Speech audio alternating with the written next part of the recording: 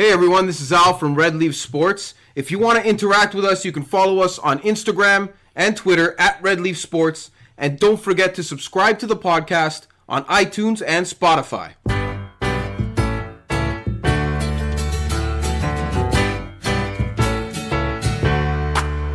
Welcome back. Your dreams were your ticket out. Yes, what's up, everyone? Welcome back to the Red Leaf Sports Podcast, episode number 16, and the first episode of 2019, believe it or not. 2019. Big Al. Hey man. Welcome back, man. Yeah, happy to be back. This is, we did another year. We made it to another year. We, as our listeners would know, we took a nice little 2-week holiday break. It was a good holiday. How was your holiday, man? Get into it a little? Okay, so I say this about Christmas nowadays. The whole lead up to Christmas and the holiday season, it really is stressful. Yeah. And I don't it almost like kills the whole vibe for me. And then Christmas Eve hits and you go to your family's house and then it's like, you know what? All that stress, all that anxiety, all that whatever, running around, bullshit, it was all worth it. Because you know what? You're with your family at the end of the day and you're having a great time. And the same thing goes for Christmas morning. I have a young daughter. Christmas, unbelievable. Everything that you do leading up to Christmas ends up being worth it. Yeah, that must change it. We have a great time in the morning. We go to both families. It's fantastic. Well, see, you got the little kid, so that adds like a whole element to Christmas that when you're getting into your mid-30s like us and you don't have a kid, it like you said, it becomes just like work and stress and kind of organization. Yeah, scheduling, yeah. Especially, the worst. My fiance's family's from Niagara Falls. We're from Toronto, so there's a lot of driving. There's a lot of planning and organizing, timing, and it. You know what though? Even though we don't have a kid yet, it's still like you said that day, that Christmas Eve, that first sit down with the family. It's nice. Especially as we get older, you don't get to see your family as much. It's all worth it. At the end of the day, I was beat. I was tired as shit, but it was worth it. Yeah, totally worth it. Family time. So, Anth, how do you feel about? Oh yeah, I guess we should touch on our producer, our third man in the booth, Anthony T-Bone Magnotta is not with us tonight. He's AWOL. He's actually purchased a beautiful new home and is going through the wonderful joys of moving, which if anyone has moved, it's one of the worst things you can experience in life. I've been a part of 7 moves in my immediate family in the last 2 years. Shit. No, not 7. But like close to 7. Yeah, you've had your brother, your parents, in-laws, brother, my brother-in-law. Yeah. Everybody that could possibly move in my family has moved in the last 2 years, and it's hell. Yeah, and that's what Ant is going through now. So you guys are stuck with just Big Al and I for tonight's show, and I guess we should kind of get right into things. We because we did take a little 2-week break for Christmas and the holidays. We do have a lot to get into tonight. We're going to kind of be a little bit all over the place just because we have stuff to... Free-flowing. We have stuff to touch on from the 2 weeks that we were off, and then also a lot of stuff that's coming up this week. So we're going to skip the whole starting 5 segment this week, and we're just going to... Yeah, we're going to free flow. We're going to get into it, and we'll just kind of go through all the shit that's been going on in the world of sports over the last couple weeks and coming up this week. And in our second segment, we have a gentleman by the name of Matt Piva coming on. Yes, Al, thank you for that. We should definitely tee that up for our listeners, for Canadians and hockey fans. If you're listening elsewhere, we all know how big Canada hockey is in this country, and we had a nice discussion about minor hockey with this gentleman, and especially with the recent failures of the Team Canada junior team, under 19 team that just lost in the quarterfinals at home for, I believe, the first time ever. So or the first time in 20 years, something like that. So he put out Matt Piva put out an Instagram post. Basically, he's been in minor hockey for many years, and he sees that there's a systemic problem within Hockey Canada, where it just comes down to the nuts and bolts, starting from the roots, from the ground roots all the way up. Yeah. And we get really into it. It's a really nice discussion that we had. So, guys, listen in at our second segment. You'll hopefully learn some. At least it starts a conversation of what could be the problem. Right. So, and we'll segue in from there, Al. Like we said, we're going to kind of free flow on this episode, so we can quickly touch on the tournament happened during our 2-week break, so we didn't get to talk anything about it. We're talking about the World Junior Tournament that took place in British Columbia, Canada, this past couple weeks, and saw, as I mentioned, Team Canada being ousted by Finland, who were the eventual champions in the quarterfinals. In the quarterfinals, which is a very odd thing, unheard of. Number one. And listen, Al, I know, like we touched on in the interview, you're not too keen on the tournament itself anymore. It's not okay. So, what is it? Is it the team, like Jay? Team Canada, I don't know. or you're just not what it interested? is. We used to be junior hockey crazy back when we were in our early 20s. Yeah, you remember we used to watch it. We used to go over each other's place. Crosby was playing. Crash some beers. Play ball hockey after. Remember we used to go play ball hockey after the game? Yeah, we used to get together for these games. It was a big deal. Part of it is we're old now, as shit now, though. We are old as shit. You don't want to leave the couch. But now, Jay, the game's on. I'm not watching it. See, I'm different. I'm still watching Joe Sports guy here. I'm still watching it, though. I don't know if that's just me being a nut. But I see what you're saying. I flip back and forth. Yeah, but before, like, it's lost its luster. Before it was on solid. You're not changing that channel. Now, I couldn't name you 4 players. Yeah, no, I know, and that's what our discussion with Matt kind of brought out is you don't have that superstar appeal like we're used to seeing in this country. And there's nobody coming up, right? And I looked at it today. I think there's 1 Canadian in the top 10, maybe 2 prospects for next year's draft. It used to be 80%. It used to be 8 of 10. It used to be, 7, 8 of 10, right? So, I mean, times are changing. But we did want to touch on that, and we should give out props to, like we mentioned, Finland winning, I believe, their 3rd gold medal in the last 6 years, something like that. You see what's going on here, Jay? And, you see what's going on here? The Americans winning another medal, silver this time around. I think I saw also the Americans live next door to us. Yeah. You understand? They live next door to us. Don't you think that they can just figure out what we're doing and do that just as good, if not better? Well, yeah, no. They got more population. They're like, okay, Canada can do this. Let's just copy what they're doing, but do it better. Their development program has escalated and is leaping beyond its years because you're seeing generational talent come out of the United States. It's not like they're coming to play here. There's kids growing up playing hockey from grassroots all the way up to minor league, to college hockey, and making their way to the NHL without even stepping foot in Canada. That's right. So they're doing something right down there, our neighbors to the south. Good for them. That's fine. Finland I like and that. Sweden are definitely doing something right. 5.5 million people in Finland. 5.5 million people. 5.5 million people. Look at Switzerland. Yeah, Switzerland's still, a ways away, but that's a team that made a semifinal with how many people playing hockey in that country? Yeah. Maybe a few thousand, maybe. So it's kind of a battle that we're seeing. It's you want the sport to grow in the world. That's the whole point. Is absolutely you want it to grow. But if you're Canada, you want that, but you need to keep up. And it's obvious doesn't look like they're keeping up. No, it doesn't. Well, not keeping up. Keeping up the pace in which we were at. Right. Right? They're keeping up in the sense that they're around. They're hanging around, but that's not Canada. That's not Canada. We have to dominate. But then we look at the pro level, and Canada's won the last 3. But that's what we're saying. We're saying that generation. Yeah, that's the last of the golden. That's the generation that dominates. That teams fear. Yeah.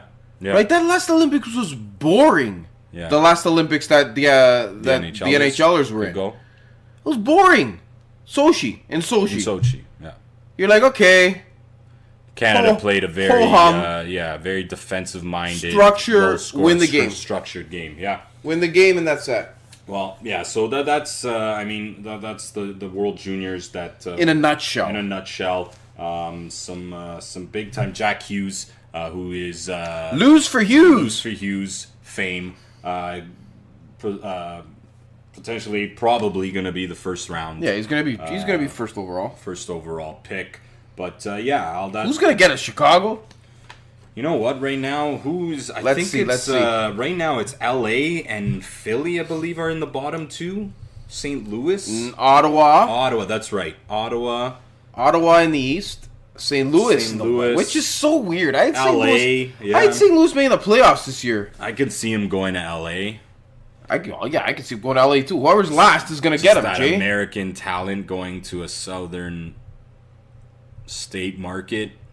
Ottawa, it's not. Oh my God, poor Ottawa. That's Colorado's pick. Colorado's pick, man. If Ottawa finishes last, Colorado gets Jack Hughes. Colorado, third in the Central, is gonna get Jack Hughes. That's unfucking believable. Because you look at that team, what McKinnon and Rantanen, Landeskog, and it's not like these first overall round draft picks take a couple years to get in, eh? He's going to be in there. No, it's right away. If he gets drafted first overall, he's in there. He's playing with these guys. It's right away. He's making a difference on a great team. Like, come on. I was looking at Ottawa. Please don't finish last. That would be the Ottawa thing to happen, though. No, it would be the old Leaf thing to happen. Remember that old Sagan should have been a Leaf? Yeah. So, but it's happened before. Yeah, it has. That's true, I guess. But I mean, Jack Hughes is supposed to be. I mean, whoever knows. What do you mean? Sagan was supposed to be. No, he is. He's an unbelievable player. But let's talk about the CEO. Yeah. I guess that's a big story that happened. Speaking of Sagan, look at this segue. Yeah. I read that comment. It came out, last week? Last week. Well, we haven't been on, so I want to talk about it. The CEO of the Dallas Stars, what's its name? Anyway, it doesn't matter what his name is. He came out and ripped Sagan, ripped Jamie Benn for playing like shit. Yeah. Essentially did use those words and said that their stars aren't being stars. And listen, he swore. Yeah. He was pissed. No, it was It was a calculated move out. And absolutely, but good. Good on him. Yes and no. No. Dude, you're paying these guys, eh? He's paying them. I know. He's the owner. But you're calling out your two best players like that in today's day where these players are coddled, and you don't see that stuff. I don't give a shit. This guy's fantastic. I'm not saying I would even do that, but the ball's on this guy to do that. It worked because look at Sagan's playing great. He's on a point streak. Two back-to-back games with 2 goals, 4 goals in 2 games. So you know what, like Sagan, what are you doing? Why do you need that? No, it's true. Why do you need a kick in the ass like that? Listen, I think he could have maybe. I have no problem if it's a CEO or owner coming out and saying something about an underperforming team because hey, listen, this guy pays the fucking bills. He signs the checks. He's the one that owns the team. He's the one that runs shit. He could say whatever the fuck he wants at the end of the day, right? And he did. And the good thing is they have that distance between. It's not like it's the head coach coming out. Right, exactly. Right, and saying these things. The coach can have the players back. There's a buffer. But the GM did it.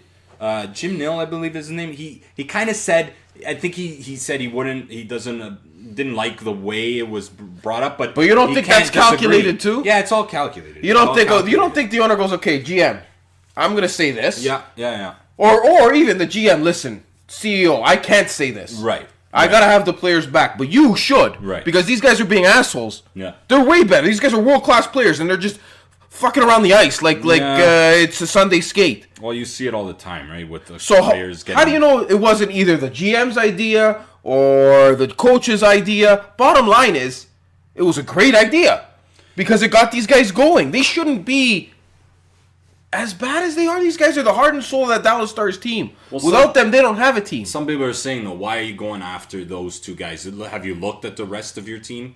They don't have any depth.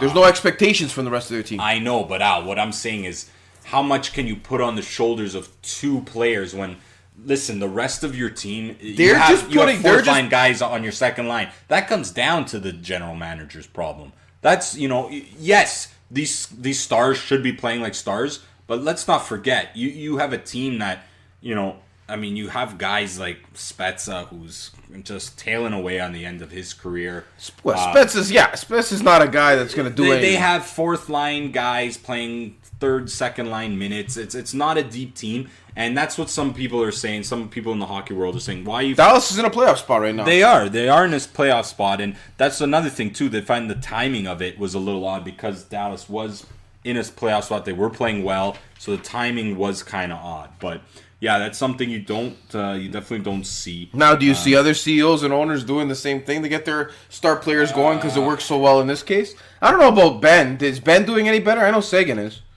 Yeah, I haven't taken a look at that. I think he might be a little hurt right now. Let's take a look. I'm going to take a look right now. But it's something to keep an eye on with the Stars and see how they'll keep going if that's something that keeps up. 2 goals in his last 5 games. So 2 goals in his last 5. Yeah, I don't know. I don't know if that's good. Well, it is good, but let's. I want to talk about the Tampa Bay Lightning and the Calgary Flames. We're kind of at the half point of the season now, and just over half. Tampa Bay. I think we both believe in our preseason predictions. Believe we both picked Tampa to be in the Stanley Cup final. Yeah, if I'm not mistaken. So there's no real surprise there. The surprise is they're just unfucking real. Like 15. So good. They man. were 15-0-2. I read in their last 17 games before they lost to I believe San Jose recently, which is a weird game. 15-0-2. They lost 5-2. 11 o'clock Eastern time that game started. Did it? Yeah. It was an 8 o'clock start in San Jose. 8 o'clock start in San Jose, 11 o'clock Eastern. But, I mean... That might have hurt Tampa. Well, for sure. You're playing a 3-hour difference, and you think about it, you're starting the game, your body clock's at 11 o'clock at night. Do you know that they're plus 52 in goal differential? Plus 52. Next... Did you hear me? 15-0-2. 15-0-2, I think. Insane. The next best team is the Leafs, plus 39. Mm-hmm. Yeah, no, it's a streak. Like they're ways away. No one's catching them. No one's catching them in the league. The Leafs aren't catching them. Boston's not catching them. Leafs are 10 points behind them. The Leafs are closer to being out of the playoffs than they are to Tampa Bay. Yeah, that Atlantic division this year is stacked. It's really, really crazy. Well, why don't we talk about the All-Star game and how come like half of the Atlantic division that deserves to be there? Yeah, I know, Al, and that's my next thing I wanted to talk about is your boy Mitchie Marner. Snubbed at the All-Star game.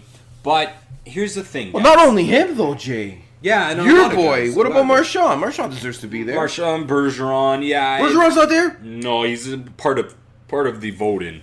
What about, so who's the representative? Morgan Pasternak. Pasta? The Pasta Man. The Pasta Man. Yeah, this is the thing, Al. Like, I'm looking at... The league needs to market its teams, its players. That's what it is. As much as we talk about politics and money in minor hockey and Canadian hockey, it's the same shit in the pros. The league needs to market itself. The league needs to market its main face, its big names, and every market needs a representation. That's why Matthews is there. That's why... Is Tavares there? Yeah, Tavares is there. Yeah. Right? You have to pick Tavares over Marner. You have to. Wow, because this year maybe. No. But no, points like talent-wise, yes, Marner absolutely. But you got to think about it as an NHL standpoint, a marketing standpoint. Who in Idaho or fucking Wyoming or all these or southern states, who do they know? John Tavares or Mitch Marner? Who would they know better? They know neither of them. No, but better. Who would, as a casual hockey fan? Tavares, guess. Right? He played in the States. He played in New York. There's casual hockey fans there. Right, but that's what I'm saying. You're a casual fan will have a better chance knowing who John Tavares is than Mitch Marner. Okay, fine. Right? It's a market. It's all a marketing plug. It's all for money. It's all for representation. They need every team represented. So you're saying that it's fine that they have every team represented? I don't like it. I don't like it. I miss the old days where you have the best fucking players and that's it. But even the old days, each team had to be represented. It was just the difference. It was Eastern Western Conference. It wasn't by division. Now it's by division. Now it's by division. Yeah, I'm not talking division. I'm talking if a team has 3 legit All-Stars, they have 3 legit All-Stars, and that's it. End of story. Yeah, well, it's in San Jose this year, so they have 4 guys going. And that's that's right. It's all marketing. It's all it's about. It has to be that way. All it's about. And people freaking out, Leaf fans freaking out, people losing their mind. Get a fucking life. It's an all-star game. Yeah. Who gives a shit? And Mitch Marner said it himself. Guys, there's a lot of bigger things that I need to worry about this year. Yeah. Than an all-star game. Why do I gotta? Yeah. Like, good for him. Who gives? He said that. Good for him. Yeah. Who gives a shit? Like, yeah, you want to watch. Who gives a shit to the point that really one of the best game? players in the league is not going to be there in Ovechkin? He's sitting this one out. Yeah, and he's a vet. He can do whatever he wants. Absolutely, Take has every right to do it. Carey Price just announced that he's skipping it as well. Yep. So I wonder how that's going to work because if he's Montreal's representation, he's Montreal. No, Montreal's got another. I don't think they do, man. Well, then too bad. That's the representative. If they don't... Yeah, it's his choice. They don't. It's his choice that he's bowing out. Yeah, exactly. That's what I'm saying, right? So then Montreal doesn't have a player. Right, they did. They did. He bowed out. He bowed out, so Montreal, That's therefore... Yeah, exactly. Are you sure, man? Yeah, they don't have he's not playing. They don't have somebody else? No. Why is Eric I guess Eric Carlson, because he's... Eric Carlson, I guess, is doing okay. He's been better. Where the hell he's is been he? better. All-star appearance. Yeah, it's Carey Price and Jimmy Howard are the gold. Jimmy Howard? That's Detroit's rep. But again, a name that fans will know. Name that casual fans in those parts of the States will know. They won't know Jimmy Howard, Jay. What do you mean, Al? So who are they going to know? Who are they going to know? Anthony Mantha? Who are they going to know? Anthony Mantha, yeah. He's better. They're He know deserves them. to be there. But why doesn't NHL.com have a list of the players that are playing in the NHL All-Star Game? This is ridiculous. It's right there, man. No. Just that many players are playing? Central Division. All-Star appearance? Am I looking at it? Am I looking at it and yelling at it? It's Pacific Division right there, man. So this is it. This is the team. 3D. 3D, 5 forwards. On a team. Are they playing? Are they doing the 3 same on 3 thing like this? It's 3 on 3 per division against division. Yeah, 3 on 3 division so v 3D, division. That's all you need. That's 3 on Atlantic 3. Division has 2D. Yeah, it's 3 on 3. That's all you need. I guess you're right. Yeah, I guess you're Right? right. So yeah, I don't know. Thomas Shabbat. I guess Thomas Shabbat deserves to be there. But he's hurt. So Ottawa might not have a representative Ottawa either. Might not have one either. So then Riley jumps into that spot, Probably. right? Pretty sure he's still hurt. Yeah, I don't know. Riley jumps into that spot for Chabot. Carey Price. Well, Anderson's hurt too, so Anderson can't go. Who goes for the Vasilevsk? He won't even go. He's just coming off an injury. He won't go.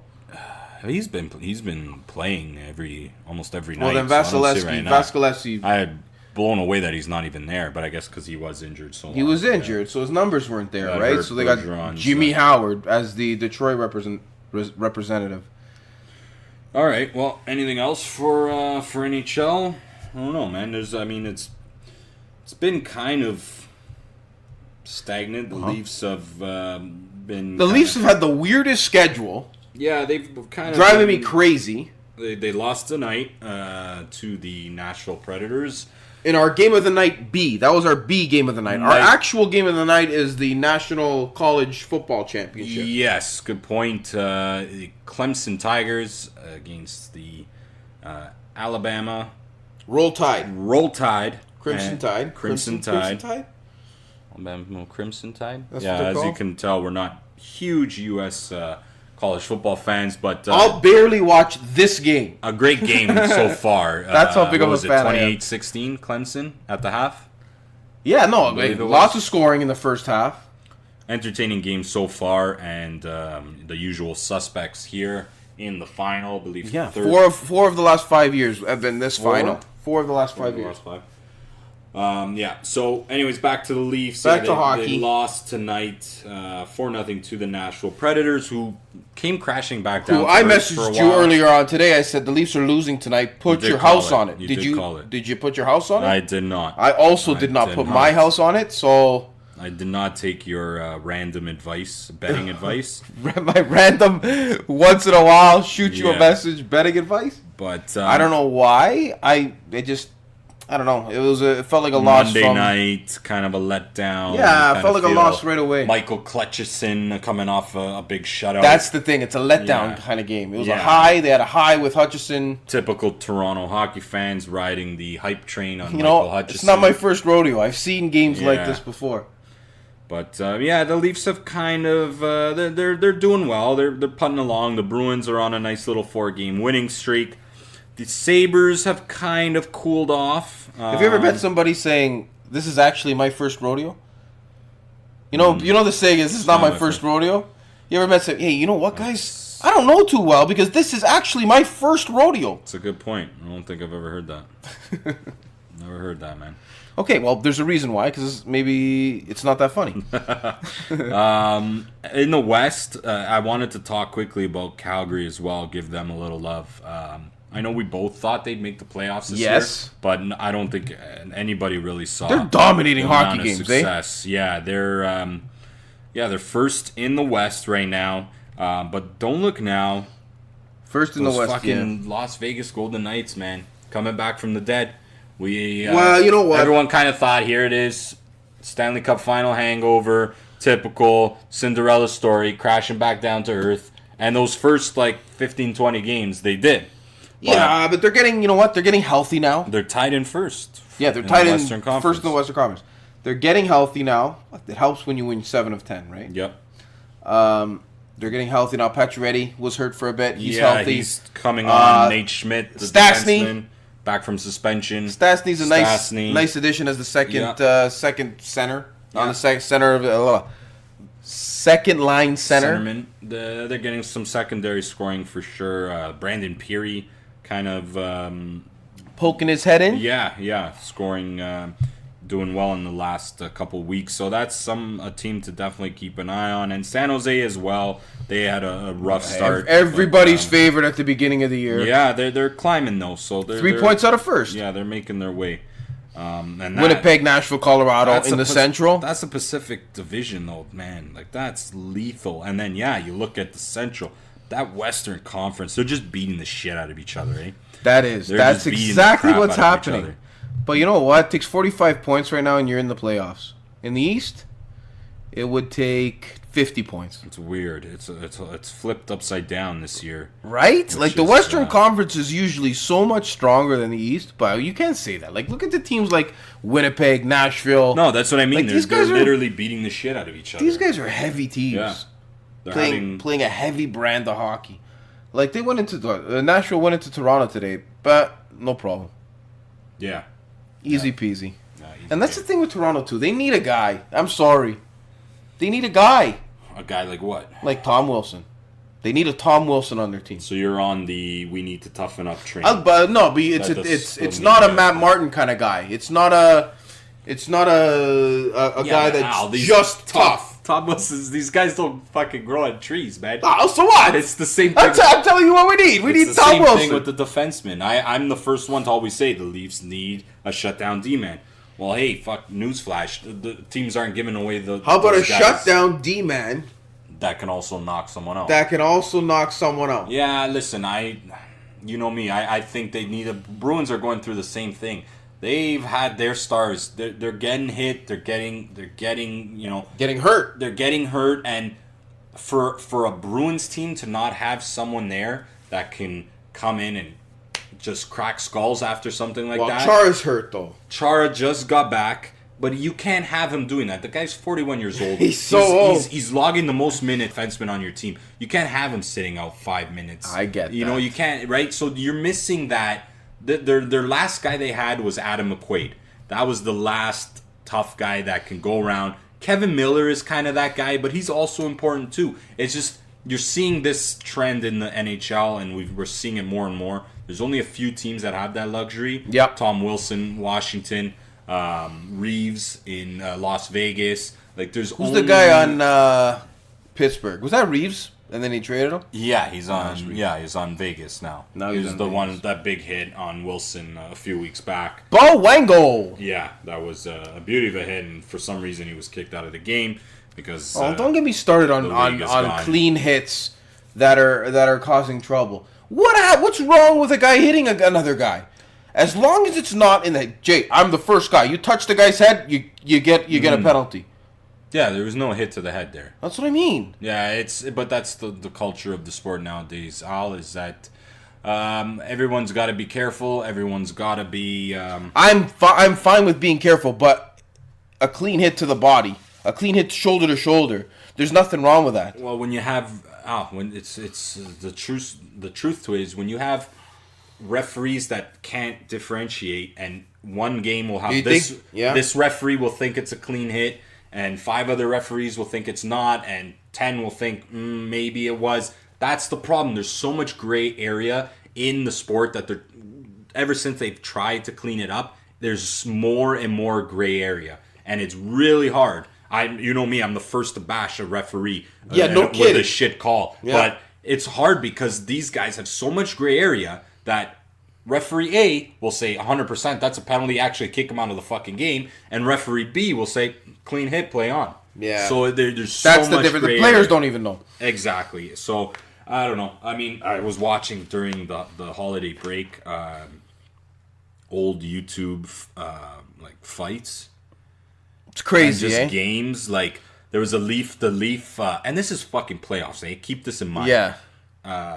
Wendell Clark and McSorley from the Kings in the playoffs. So it was like 5 minutes into the game. McSorley just lays out Doug Gilmour. Clean hit. No penalty. No penalty. Nothing. Duggar goes Across down. the trolley tracks.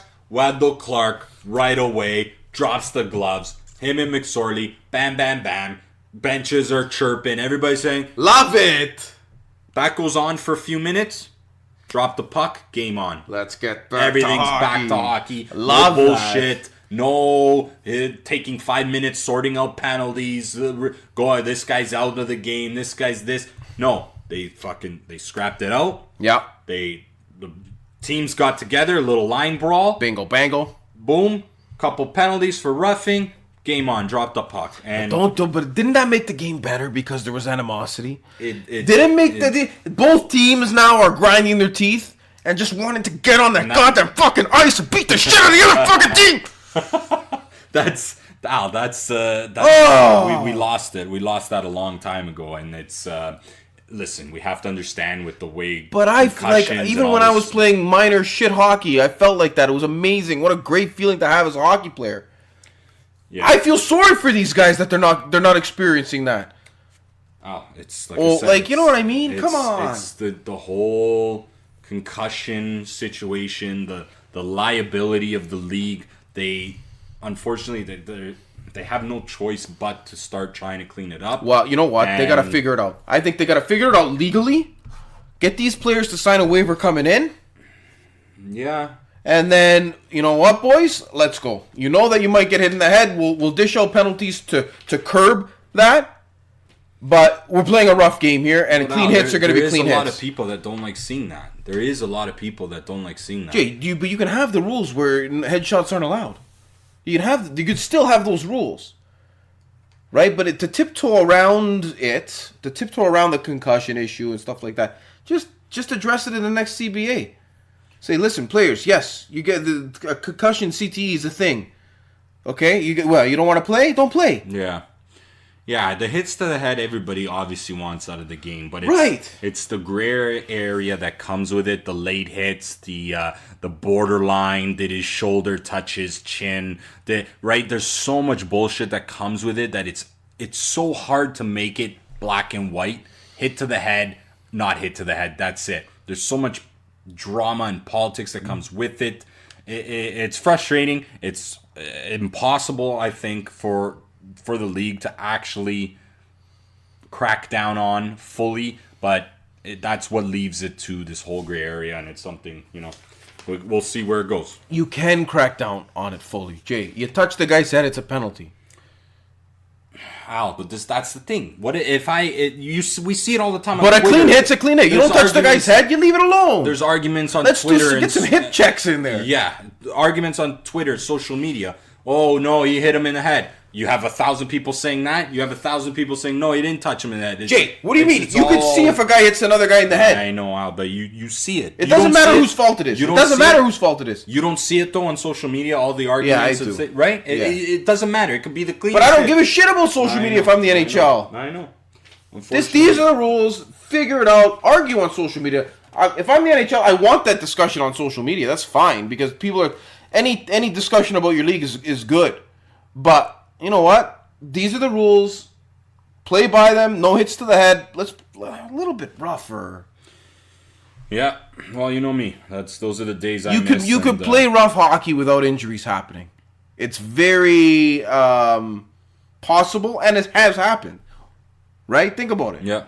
Yeah. Well, we'll see the way it goes. But speaking of big hits, let's move on down to the NFL. Boom! And an unbelievable weekend, wild card weekend that just passed.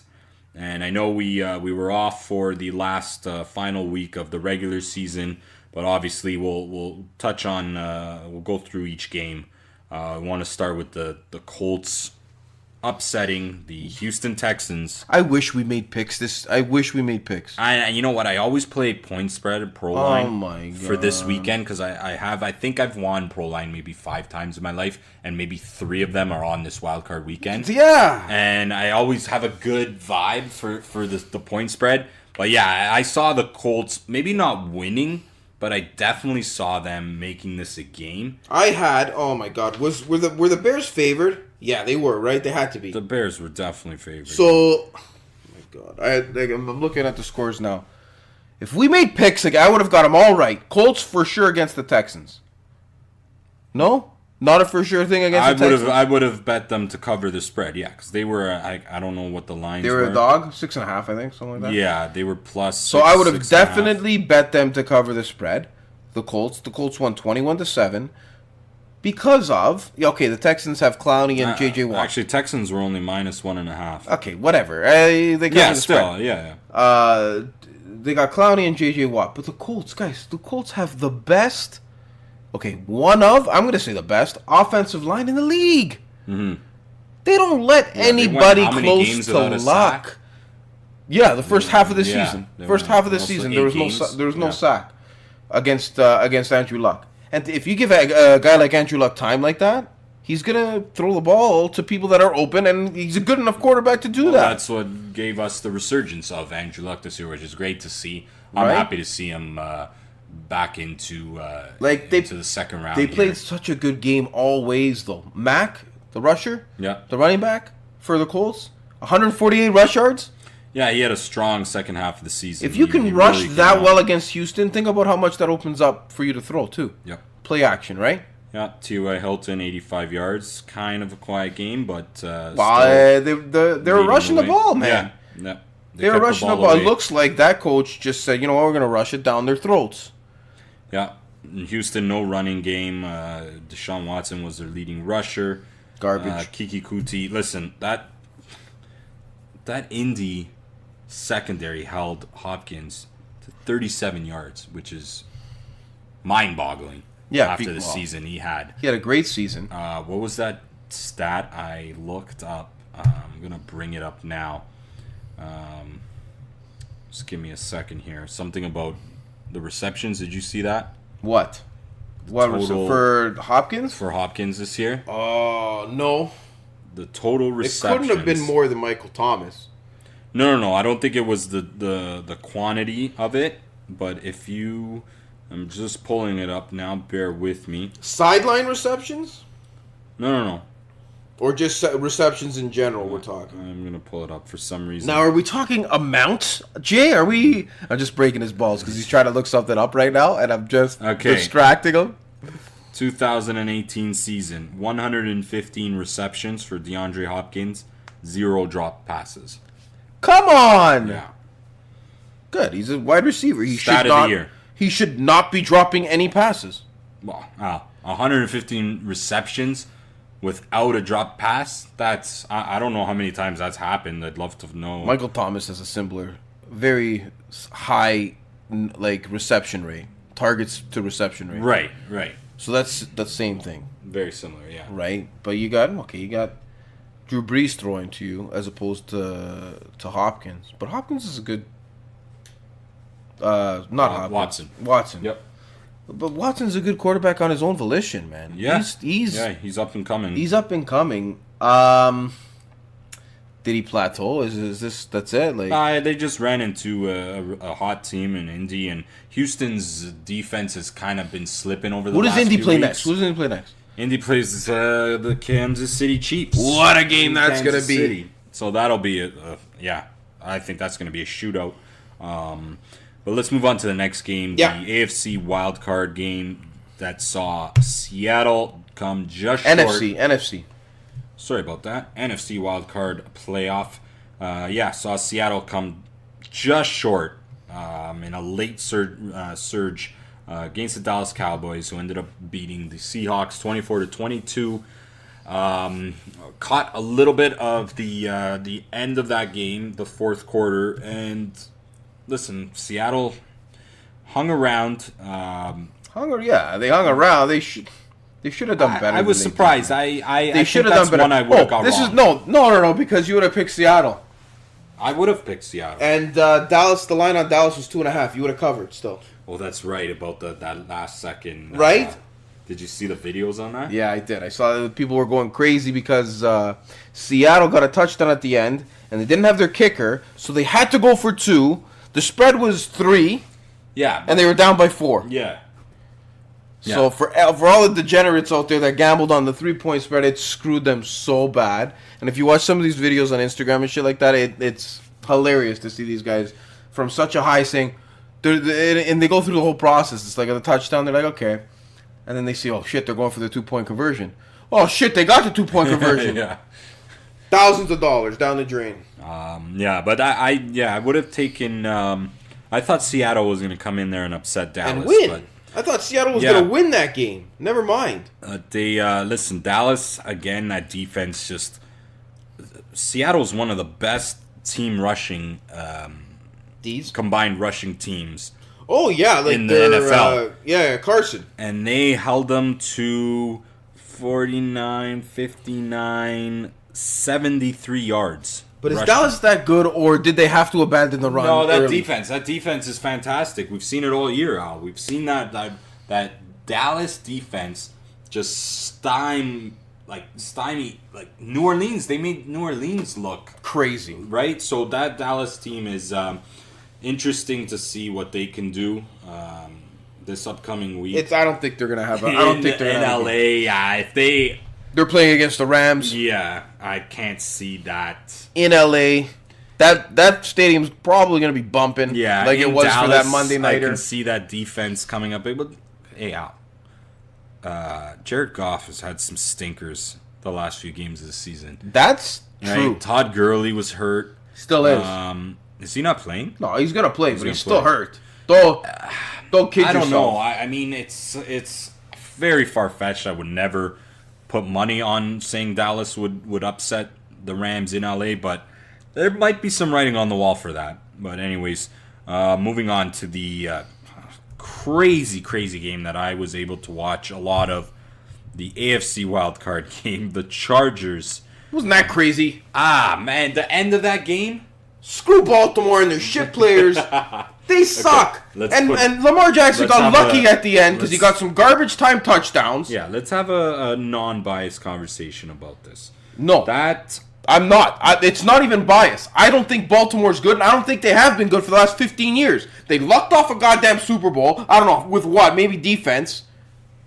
Oh, maybe. Of course it was defense. Okay? Of course. But where's their defense against... It's the same way Tampa won their Super Bowl when they had Brad Johnson as their quarterback. Yeah.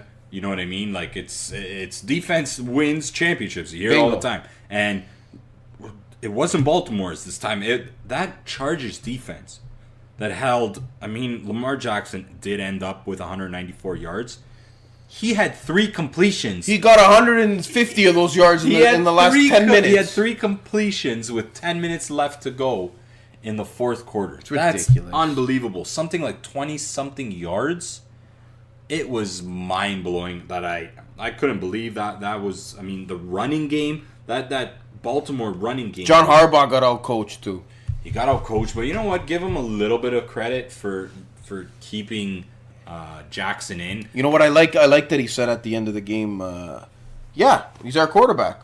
And he goes, wherever, and you know, he said that Flacco's a good quarterback, to which I disagree with. He goes, Flacco's still a good quarterback, and he's going to do well wherever he goes. Right. Which, again, is standing behind his rookie Q. Yeah, he made the right move. Which is a great, it's a great thing, because maybe John Harbaugh says, okay, you know what? What's more important, the development of this young player? Mm-hmm. Or, yeah, okay, winning a playoff game is important, obviously, but maybe in the back of his head, he's like, we're not going to win the Super Bowl. So maybe we give this guy this experience now. He can get his under his belt, develop him a little bit more. The team develops as a whole a little bit more. I think, Al, it has to do with the fact that you have this rookie QB that you gave the reins to. You came out publicly and said Flacco is not the starting quarterback anymore. I believe they came out and said that he won't be back with the team either. No, he's not coming back. Right. So how do you go from saying that he's gonna go to Miami to then in a playoff game, as bad as Jackson was playing, how do you go from that to benching your new start and bringing in the guy who you just basically had kicked out the door? You can't do that, and Harbaugh made the right decision. And all credit to him, man. The balls to do that with the whole fucking 50,000 people booing the shit out of you. Yeah. And continuing. I remember watching it, and there was one play, one series that I think Jackson got sacked twice in that series before they started making that little comeback. And I said, okay, now he's done. He's gonna go to Flacco taking him out. just to end the game off. Mercy, like just put Flacco in. And Baltimore got the ball back, and fuck no, he put Jackson back out there, and they ended up making that little charge that Harbaugh might be fired, Jay, and that might have saved his job. It might have, right? And it takes a lot of balls. And he did the right thing there. He kept that young kid in there, get the experience. That's your future. You ride with him. You don't put in a guy that you have already kicked halfway out the door. You ride the kid, give him the experience, lessons learned. And you see what he can do next time he's in that position. But good to see on the other side, Phil Rivers. I've never been much of a Phil Rivers fan, but I'm happy. Why not? I'm happy to see him. I'm happy to see him get one more kick. He deserves who knows another how much shot. time he's got I'd left. love to see Philip Rivers win a Super Bowl, man. Yes and no. He's always rubbed me the wrong way. Why? I don't know. Just the his amount face. Of, it's his face. Yeah, he's got that face that you just want to punch. Yeah, you want to punch him right in the goddamn face the every time you trash see talk him. and all that. He's big known shot. For He's his a big shot. He's a huge big shot. He's a on the huge field. shot. Yeah. And but like I said, though, his career is coming to an end. I would like to see him get some success. He deserves to be an unbelievable quarterback. Who are they playing next week? Career, the New England Patriots. See, I could see an upset there. Possibly, but like we said, though, as well, you can't count the Patriots out until they lose. Exactly. Until they lose. The final game from this wild card weekend. Woo!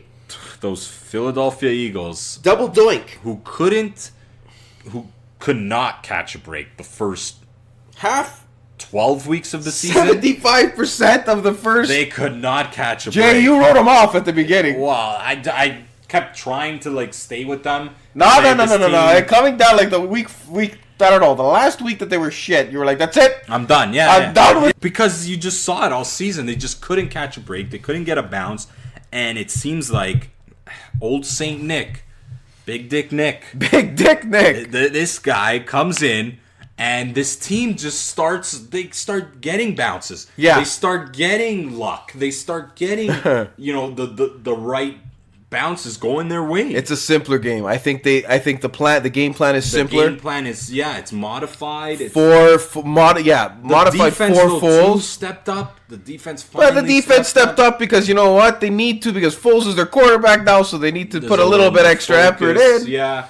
It's all in their heads, man. Don't think that this is not all in their heads. Yeah, it must be, because it's Listen, to go into Chicago... He's so cool to see Foles do it again.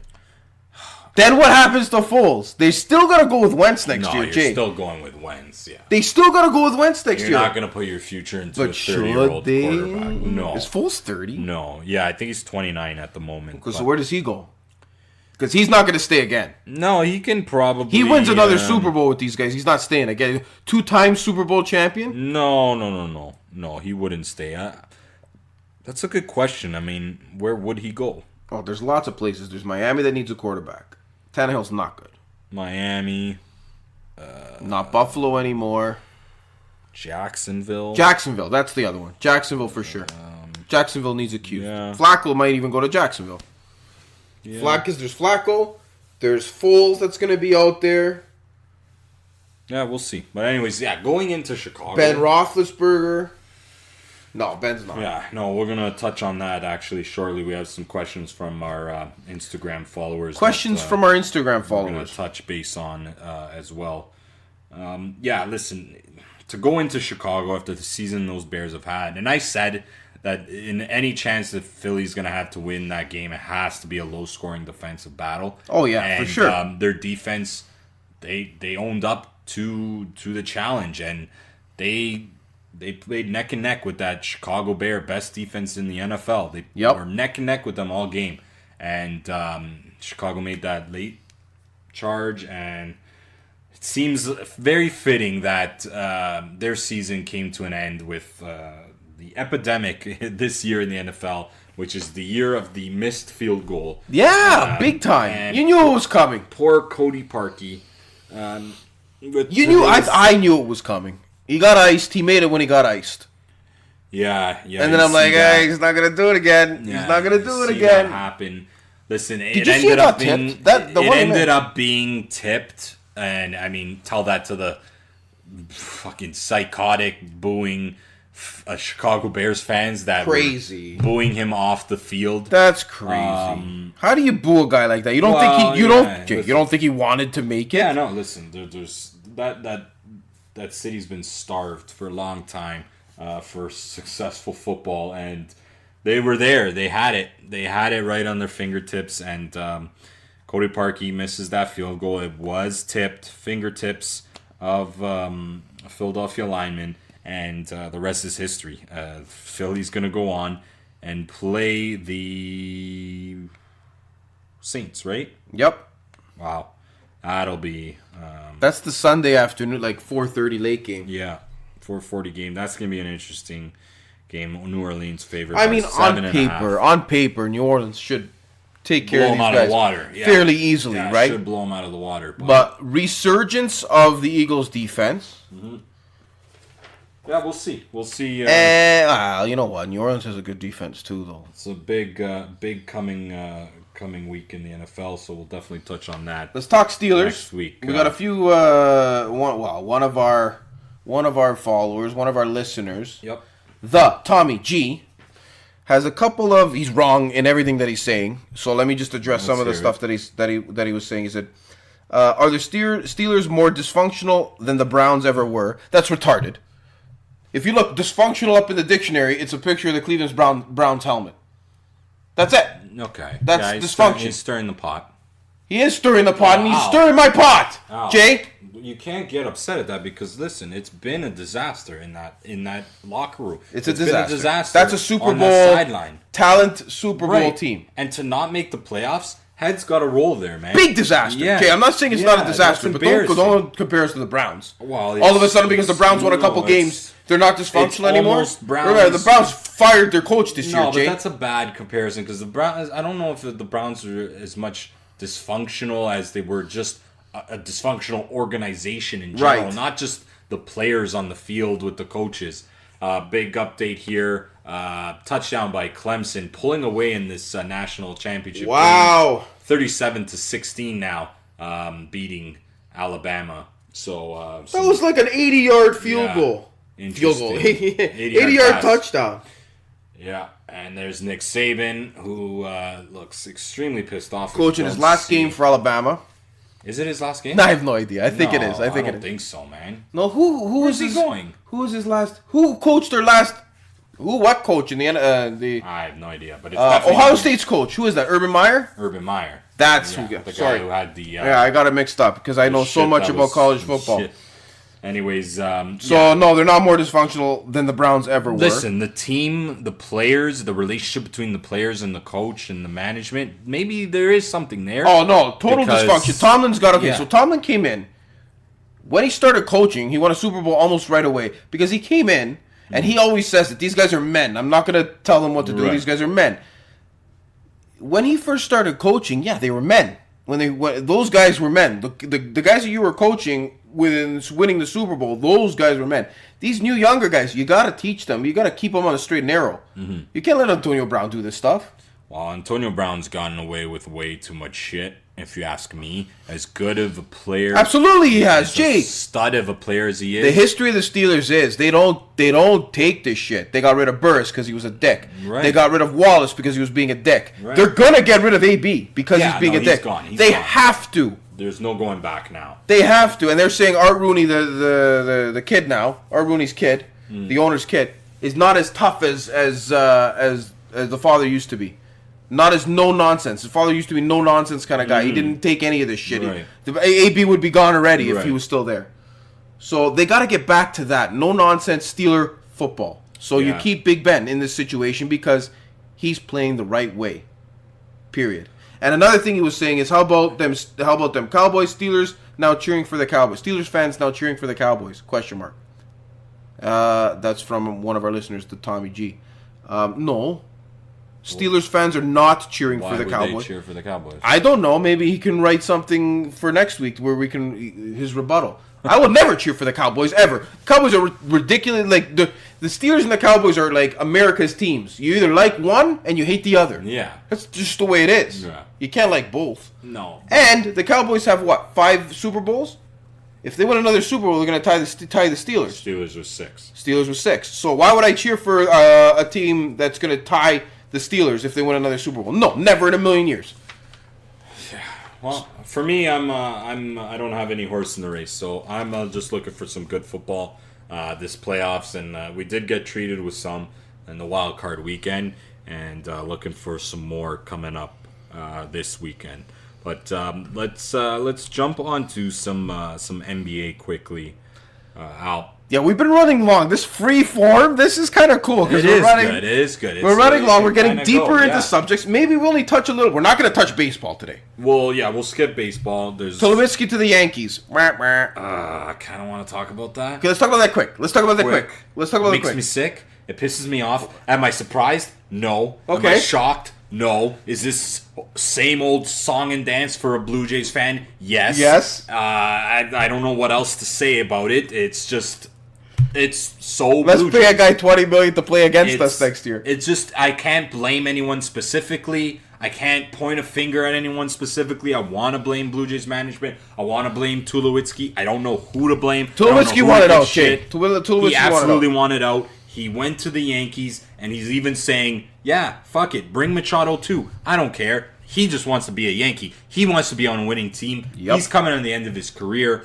I don't blame him for that, because if I was a part of this shithole Blue Jays franchise, I'd want out in his situation. Jay, she I'd want can't out. say that. The Jays are in a totally different spot right now. No. If I look at the dysfunction, I read something too about, again, there's stories about the Donaldson injury situation with the Blue Jays medical team, and now there's stories again creeping up about Tulowitzki wanting to prove to the Blue Jays medical team that he is healthy and that he can play. There's something fucking underlining there. Ooh, There's something there. conspiracy. There's something there, because if you got 2 superstars saying shit about a team's medical staff and a way the team treated them and their injuries, So there's what's got to the be problem something there. here? I don't know. I'm not going to jump to conclusions, but there's something there, and maybe it'll come out, maybe it won't. But for 2 guys of that stature to come out and say something like that, there has to be something. I just bought a new Jays There hat, has Jay. to be something. I just bought a brand new...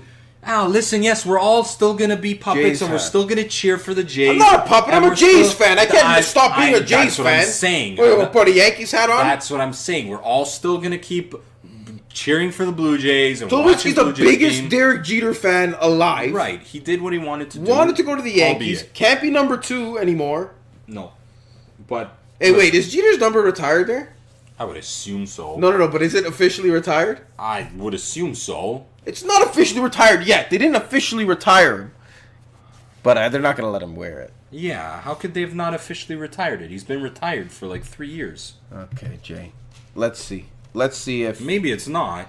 I'm going to do it. Not. Is Jeter's... Maybe not until he's in the Hall of Fame. Number retired. Look, there's a question on Google. Is Jeter's, and it comes up. Yeah, Yankees. Yeah, 2017. Okay, fine. Yeah, I was gonna say he's not gonna wear number 2 either. 3 years. Either way, he's not wearing. Anyways, okay, that's our baseball talk for today.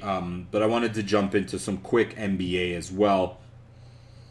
We saw last week the biggest game probably on the calendar, other than the next one coming up at the end of February.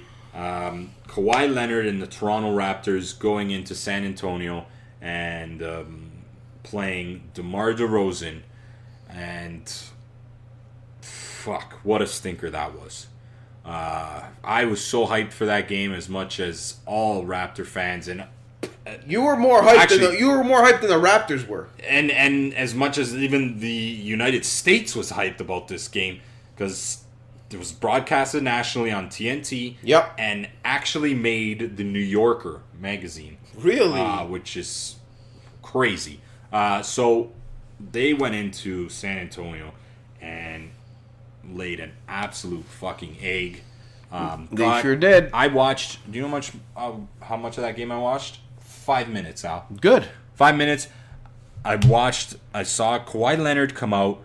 He made a layup and got fouled the first play of the game, and he yelled. That's not something you see from Kawhi Leonard in the fourth quarter, let alone the first play of the game. You could tell this guy was there to play. He was fucking jacked. He wanted that win, and he missed the free throw, and from that free throw on, it was like an avalanche of shit. You think the booze got to him and everything? I don't think the booze got to him.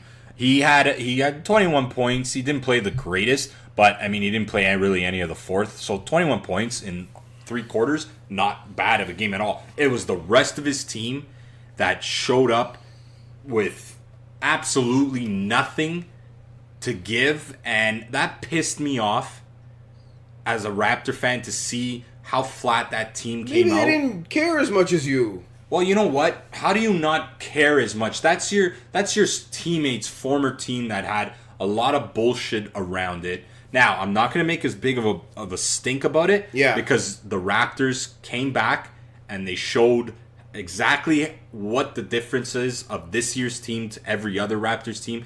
They came back and they fucking beat Milwaukee in Milwaukee. Yep. And then the next night, without Kawhi Leonard and an injured Kyle Lowry, he played. Yeah, he did play, but still injured. Beat a third place Indiana Pacer team, who was on a roll. They're on a roll. Been lights out. So this Raptor team, as much as you get down about them after a game like that in San Antonio, that just crushed me as a Raptor fan. To do what they did coming back, that gave a lot of hope, and that kind of settled me down. Jay, the Raptors are good this year. There's nothing. The only thing you got to worry about is the playoffs with the Raptors. Right, but I like seeing this stuff. You don't have to worry about anything else. I like seeing this stuff in the regular season, though, because it shows character, how resilient and how much character this team has to come up from a game like that and to go into Milwaukee, who had the best record in the NBA at that time, and beat them without Kyle Lowry. That's a big win. And then the next night, beating the Pacers without Leonard. Yep. Unbelievable. Really happy to see that. So, I'll quickly touch on some Bradley Beal rumors to Toronto. You could touch on that. So, for those casual fans, Bradley Beal from the Washington Wizards.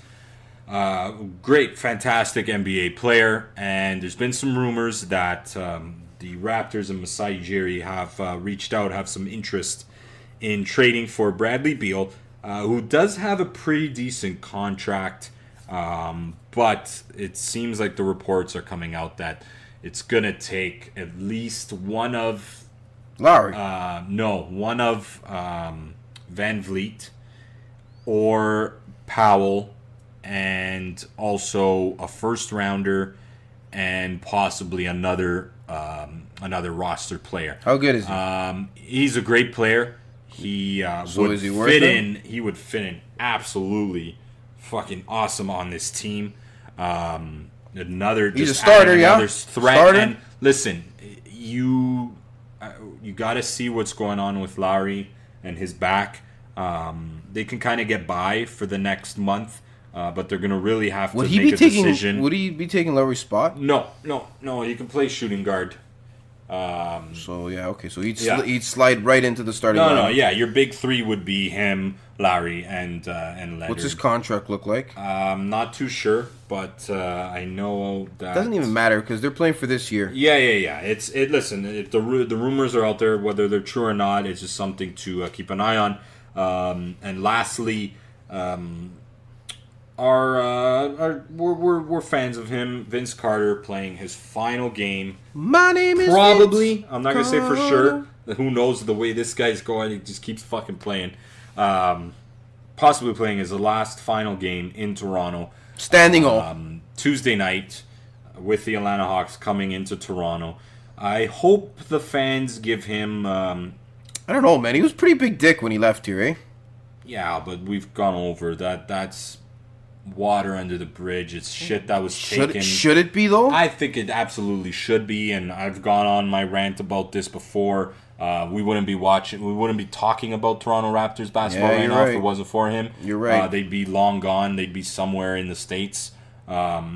So, yes, as bad of a situation as that was when he left and the shit that happened around him, this guy needs to be in the rafters. He needs to be celebrated, especially on his final game playing in the NBA in Toronto. I hope he gets the ovation he deserves. I know I'm not. There's a lot of people that will disagree completely with what I'm saying and can't stand the guy and will boo him to every possibility that they get. I'm not one of those people. I fell in love with the game of basketball because of Vince Carter. I remember watching games at 9, 10, 11 years old, just absolutely. No way. That golf. doesn't work out. That timing doesn't work out. 9, 10, 11 years old. Sure it does. He wasn't playing I was in 98. in 90. So how old was I? 14, 13. Yeah, okay. 13. Okay. Not on my watch, Jay. 13. Yeah, good call. All right, not on my watch. 13, 14, 15 years old, falling in love with the game of basketball because of him. So I hope he gets the ovation. That's an impressionable age. That's when you develop Exactly. what you like and what you don't like and about someone sports. who only watched hockey, right? Hockey Yeah. and soccer. Those were the only two sports and never really cared much about basketball. Baseball. You know. Yeah, baseball a little bit too, but to be a diehard like that at that age, it was all because of him. So hopefully he gets the Now, do you ovation think? he I think. deserves. I think they should retire DeMar's jersey before they retire Vince's. I think they should wait. I think DeMar should be the first jersey that the Raptors retire. No, you can't wait that long. Why not? Because Because why? DeMar's got another 5-6 years. And then you wait another 3. You retire DeMar, and then the next year you retire. So you're not Vince. going to retire Vince Carter's jersey for another 10 years potentially. That's what I think I think DeMar deserves it more than if you had to pick one, you'd pick DeMar, right? See, it's tough, Al, because like I said, Vince Carter Is the reason why I love basketball, the reason why I watch basketball is because of Vince Carter. But that's different because if DeRozan came around when I was that age, would he have impacted me as much? Maybe not. Probably not. Right? You got to look at it too. Those Raptor teams. But it's not based on impact. It's based on what they've contributed to the team. So who's contributed more to the team? I think DeRozan did. Yeah, see, it's a I tough... think he did, Jay. Yes, And I think his heart- I think his heart- success-wise, His yes. heart is still in Toronto too. He deserves it, man. No, listen. To have a guy like him in that sport to be so crushed and hurt to leave the city of Toronto is something we don't even know how to react to that. Yeah. We don't even know Never happens. what to do. Like, people are losing. We don't know so much what to do to the point that there's fans that are upset that Kawhi Leonard is a Raptor. Stupid. That's how much we're not used to this. You still do right? you still do the deal. But that's what I mean. Yeah. That's how much we're not used to an NBA star being so mad that they were traded from the city of Toronto. Right. So, listen, team-wise, DeRozan definitely brought more success to Toronto. But these teams are way better than any of those Raptor teams, minus that run, that year that the Raptors had, where Vince Carter missed that last second shot against the 76ers to go to the semifinals, the conference finals. Minus that year, Vince Carter played on crap heap. Oh, big time. Right? So Vince Carter individually had way more of an impact than DeMar DeRozan. I mean, you ask any Canadian player that's been drafted over the last 10 years, it's all Vince Carter. Yeah, I can see Vince Carter and nothing else. You look at American players. Kevin Durant comes out all the time. Vince Carter. That's what made him want to play basketball. That was his favorite player. So individually wise, Vince Carter. My name is Vince. So let's wrap that up, Al. I think that was a pretty good free-flowing segment. That was a good segment. Yeah. Well, maybe we'll dabble in this for the start of 2019. Because you know what? Kind of a round table kind we of talk feel. about what we want to talk about and dive deep in it. Yeah, I'd like Let's that. get some feedback from the listeners too, eh? Absolutely. Tell us what you guys think. You know, and we have Instagram, so just slide into our DMs and let us know. You like this new platform? Something we should keep on doing? Don't stop talking shit about Jay on the Instagram. He sees those things. Yeah. We both see. I wish we would get somebody. Shit. Something. But all right, we're going to take a quick little 10-second break. And then we, as we teed up in the beginning of the podcast, we are going to get in and play you guys our interview with Matthew Piva that we recorded a little earlier today. And before that, we're doing points against the spread. We're going to do our picks for this coming playoff NFL weekend first, Cellular Solutions, and then we'll play you guys that interview. So Solution. We'll take a quick 10-second little break, and we'll see you on the other side. You're listening to the Red Leaf Sports Podcast. Everybody here is out of sight, but they don't bark and they don't bite. They keep things loose, they keep things alive. Everybody was dancing in the moonlight, dancing in the moonlight.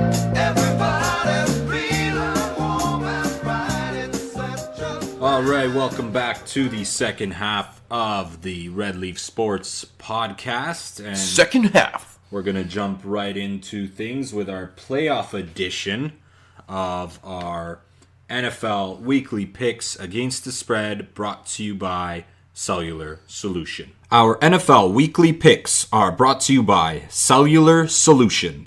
Cellular Solution is your one-stop Bell Mobility dealer for all your corporate business solutions. Their team of dedicated specialists manage your day-to-day mobile solutions. Contact Tom Gostich by phone at 905-264-2228 or by email at tom@cellularsolution.ca. Give your business the solution it deserves on Canada's fastest LTE network. Contact Tom Gostich by phone again at 905-264-2228 or by email at tom@cellularsolution.ca. With Tom and Cellular Solution, you're never without a solution. Okay, Al, so believe it or not, we went through the whole season. And the whole season, but we went through our final picks before on the last show before the break, and we ended up tying our season total of picks. So it's a good thing we extended we're tied at this. 24? 24 or 26. 24. Like we would be 24 and 24. Right. Something like that. Which is crazy. So it is and good minus that we not like 1,000 when we pick together. So yeah, it's great that we're moving this along to the playoffs. Our playoff edition, Cellular Solution picks against the spread. Woo! And I like this. Fire playoff edition. We did miss the wild card weekend, but no big deal. We still have the divisional weekend coming up and the championship weekend, and then obviously the Super Bowl. So lots to pick from, and let's get started with this weekend. And first off, this Saturday afternoon, the Indianapolis Colts going into Kansas City to take on the Chiefs, who are favored by -5.5. So Chiefs are favored -5.5. They're favored, and I don't know if you want to lead off with this one or you want me to lead off. Well, we both got to take two. So you got to lead on two, and I got to lead on Right. two. So whatever you want to do, you take the first one. I'll be a gentleman. Ladies first, Jay. Sure. Thank you. As much as I want to ride the luck train, Yep. I mean, it's 5.5 points. This Kansas City offense. It's always so hard. Yeah, it's well, always especially so now, hard. You're coming into the playoffs. I mean, it's a 6-point cover. I'm gonna take Kansas City because I feel it's just easier to take that spread. I do have a lot of faith in the Colts keeping this game close, though. So I'm a little bit hesitant, but I'm gonna end up leaning on the Chiefs on this one, -5.5. You're taking the Chiefs at -5.5. What am I gonna do now? My first inkling was taking the Indianapolis Colts, and I'll tell you why. Take Indy. Okay, you know what? I'm gonna just take Indy. Take them, yeah. Take Indy at +5.5. I'm gonna take Indy because Mahomes never played in the playoffs yet. Mm-hmm. Okay, he's playing at home, so he's gonna have the support. But you know what? This is the biggest stage he's ever played on. So Andrew Luck has been here before. He's been there-ish. But not for a long time. Not for a long time. So it's gonna be a shootout. Take the over wherever you are. It's gonna be a shootout because 57 is the over-under. oh my god. It's a huge number. Yeah, I'm gonna take Indy. Okay, perfect. +5.5 away from home. Road dog. Not a bad bet. Not maybe not a smart bet. Moving on to the Saturday evening game, the Dallas Cowboys going into LA to take on the Rams, who have been an unbelievable team this year. Kind of stuttered. They are stuttering right now. To finish the season off, but Gurley is back, not completely healthy. Goff seems like he's slowly getting back into form, but he's still been a little weary to end the season. 7 points is a lot. 7-point spread, a touchdown spread. I mean, I don't know. You're going to lead this one off. I'll let you lead it off, then I'll give my 2 cents. Who are you taking off? I'm going to take the Rams. I'll take the 7 points. And After you said 7 points is a lot. it is a lot. Yeah. But I'm still going to take the Rams because I don't know. One of hard to put faith one in of Dallas. KC and or the Rams. You don't think are going to go through? Well, Or are not going gonna to one of those two teams are going to blow the other team out. That's what I feel. It's either the KC is going to blow Indy out, Colts out, or the Rams are going to blow Dallas out. Yeah. Now, I've already chosen Indy, so I got to keep riding this, my way of thinking, Okay. saying, okay, the Rams are going to blow them out, they're going to win by 7. All right. Well, I'll be a good sport here. I'll go along with the theme here, and I'm going to hedge the bet. Cowboys to cover 7 points. The only thing that I can see that being a possibility is if they run Ezekiel Elliott through the field and just run him and feed Well, him they're that going to ball, run them, but because like, that's the LA Ram rush defense is it's not good. is not that great. But so what? So how many, 3 touchdowns they can get? Well, it depends, right? If Elliott gets off to a hot start, you can't really rush the ball. So it's that's the way I think. There's only possible way that the Dallas can kind of cover or hit that spread and cover it. So I'll take them and see what happens there. Moving on to Sunday's games, the first one 1 o'clocker. which is I love these 2 games on Sunday. The LA Chargers going into Foxborough and taking on the not so mighty New England Patriots this year, but Bite your tongue. like I said, you can't count them out, as we've always said. They're in Foxborough. They're at home. Almost impossible to beat in the playoffs at home. So I'm leading off this one, right? Yeah, you're leading off this one. My heart is with the Chargers. I think we've all said from the beginning of the year that they're a team that people got to watch out for, and Old Man Rivers making his way to his first Super Bowl. Going through New England. Yeah, and Gotta do that. My heart wants to take the Chargers, but I'm gonna take the Patriots. It's a 4-point spread, which is, it's more than a field goal. It's not that bad, but I'm gonna take the Patriots on this one. Well, I'm glad you did, because I'm gonna break my rule as never bet against the Patriots until they lose. Mm-hmm.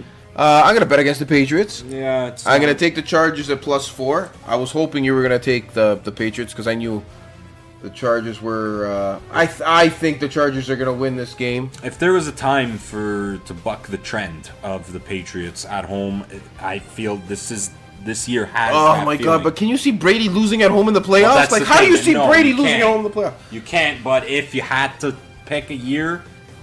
They've been an up and down, inconsistent team. This could be the year, or it could be the same old song and dance, and we see the Patriots just stroll their way to another Super Bowl final. So, we've got different teams on that one. And the last game on the schedule, what is going to be a very interesting game that can go one of two ways, an exciting battle or a complete shit show blowout. The Philadelphia Eagles and their Nick Foles magic train strolling into New Orleans to take on the Saints. The Saints are currently favored by 7.5. Now this is your pick first, but I already have my pick written down. You pick first. This is your pick. Is it my pick? Yeah, it's your pick first. Okay, I picked New England first. That's right. I'm picking Philly to cover 7.5. Okay. We're gonna go back and forth, and eventually. Breeze is going to throw a touchdown and win by 7. Yeah. I want to take Philly as well. Or 6. But I'll just for the sake of the you can't say segment, that, Jay. I'm gonna That's take cop New out. Orleans. That's a cop out. Oh, I want to take Philly because too. I want to be a part of the Philly magic if they do somehow pull this one off, which I don't see happening at all. But they could possibly keep it close if that defense shows up.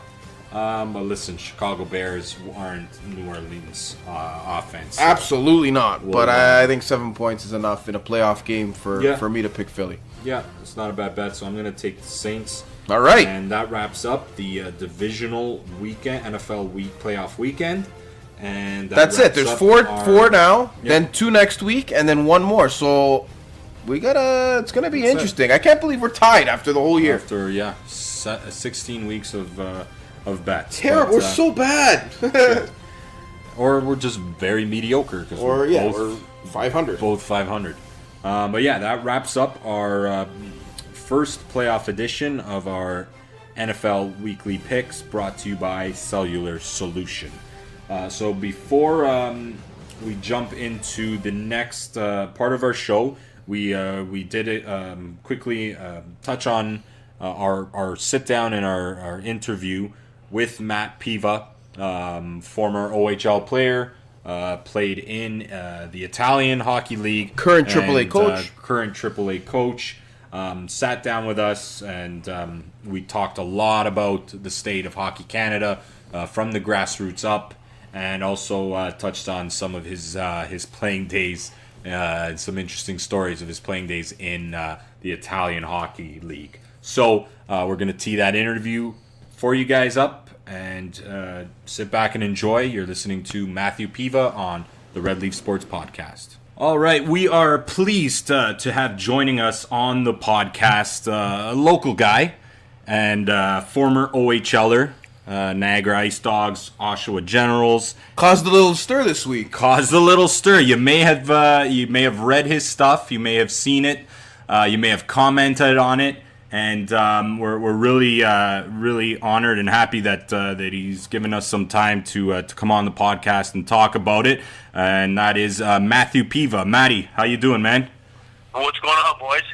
Not too much, man. I know we were just talking a little bit before we hit record here about kind of the whole scenario leading up to basically why you're on the podcast, and it's obviously the failure of the World Junior Team Canada team, and not just this year, but kind of what we've been seeing a common trend over the last decade almost.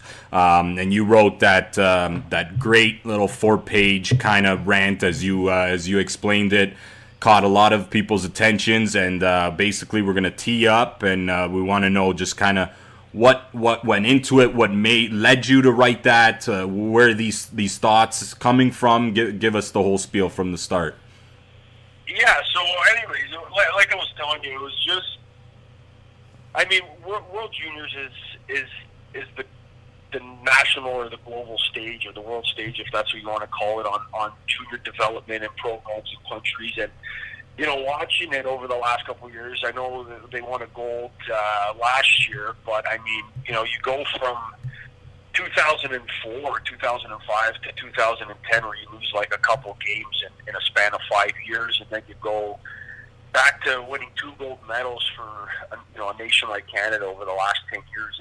And I sat there, and like I said, I've been coaching and playing for the last 25 years, and I see it on a day-to-day basis about the development. And it's one of those things where a lot of the everyone's like, oh, countries are getting better. Yeah, absolutely, countries are getting better, but it's not like we're making any ground on it. We're losing ground, and it all starts from the minor programs, and ideally the AAA programs. That's the elite of the elite. It's especially the GTHL and the OMHA. And there's a lot of good leagues, minor leagues in Ontario, and I've had more than a first-hand look, coaching and seeing what kind of goes on behind the scenes. And that's where the problem stems from, right?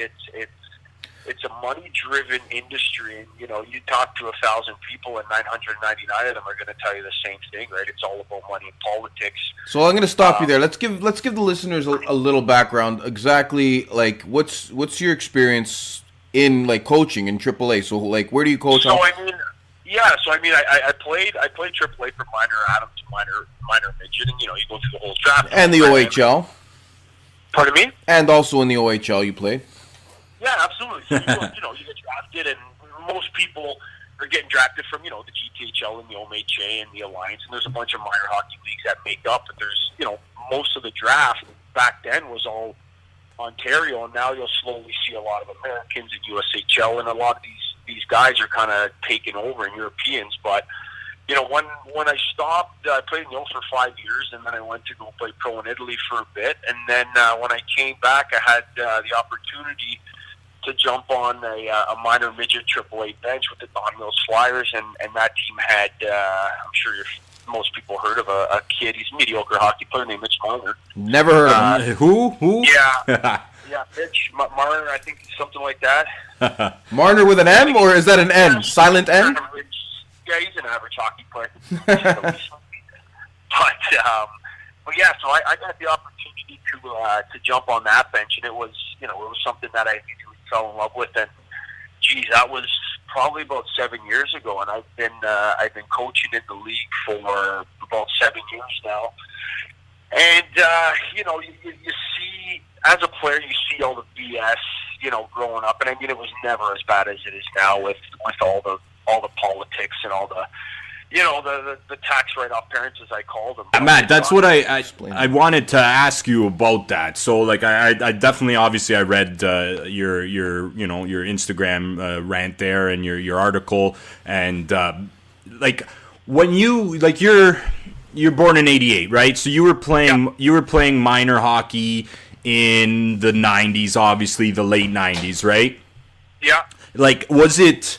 So you saying, like, honestly, it is you can see the difference from when you were playing hockey. And it's funny, just to touch up. Like I know, like I was telling you, one of my best buddies, Luca Caputi, he was on here, and he was kind of telling you guys about the good old days where our minor hockey team, we'd go seasons on seasons without losing a game, right? Right. And it was back then. I mean, like for anything, right? Even before I played, like it was always.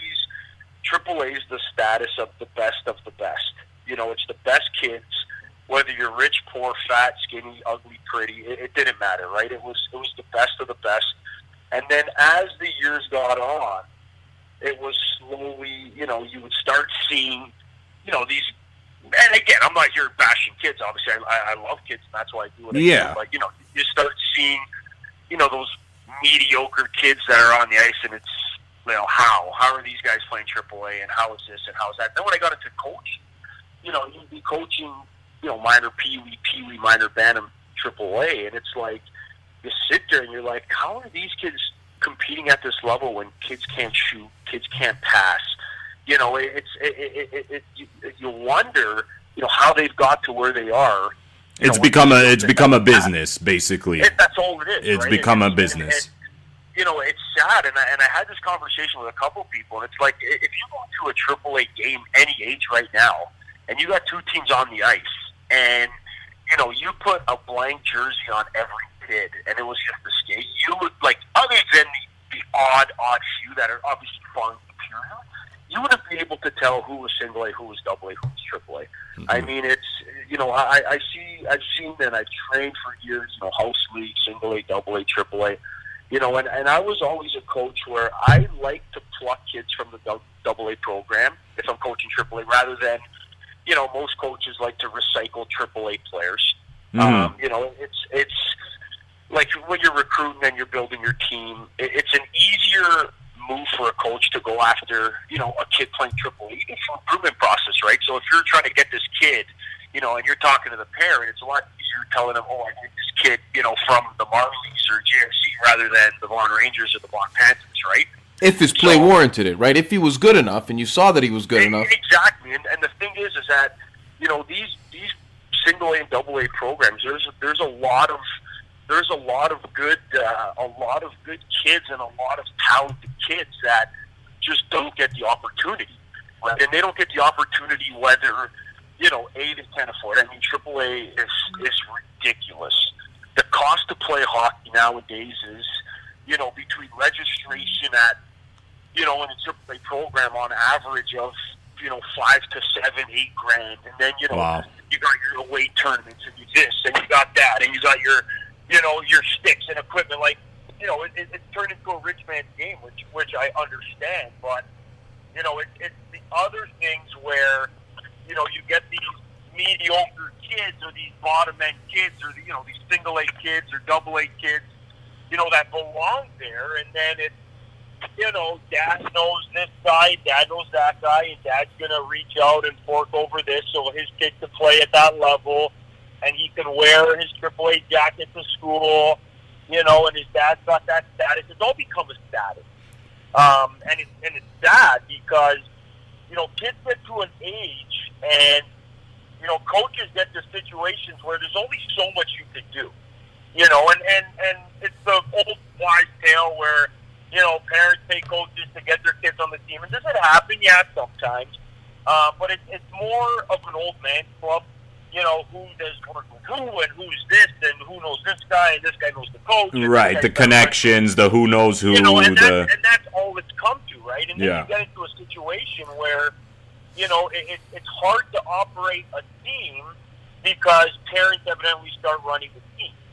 And, it's a trickle effect where it happens throughout the minor hockey program that kids don't have any accountability. There's absolutely no merit anymore.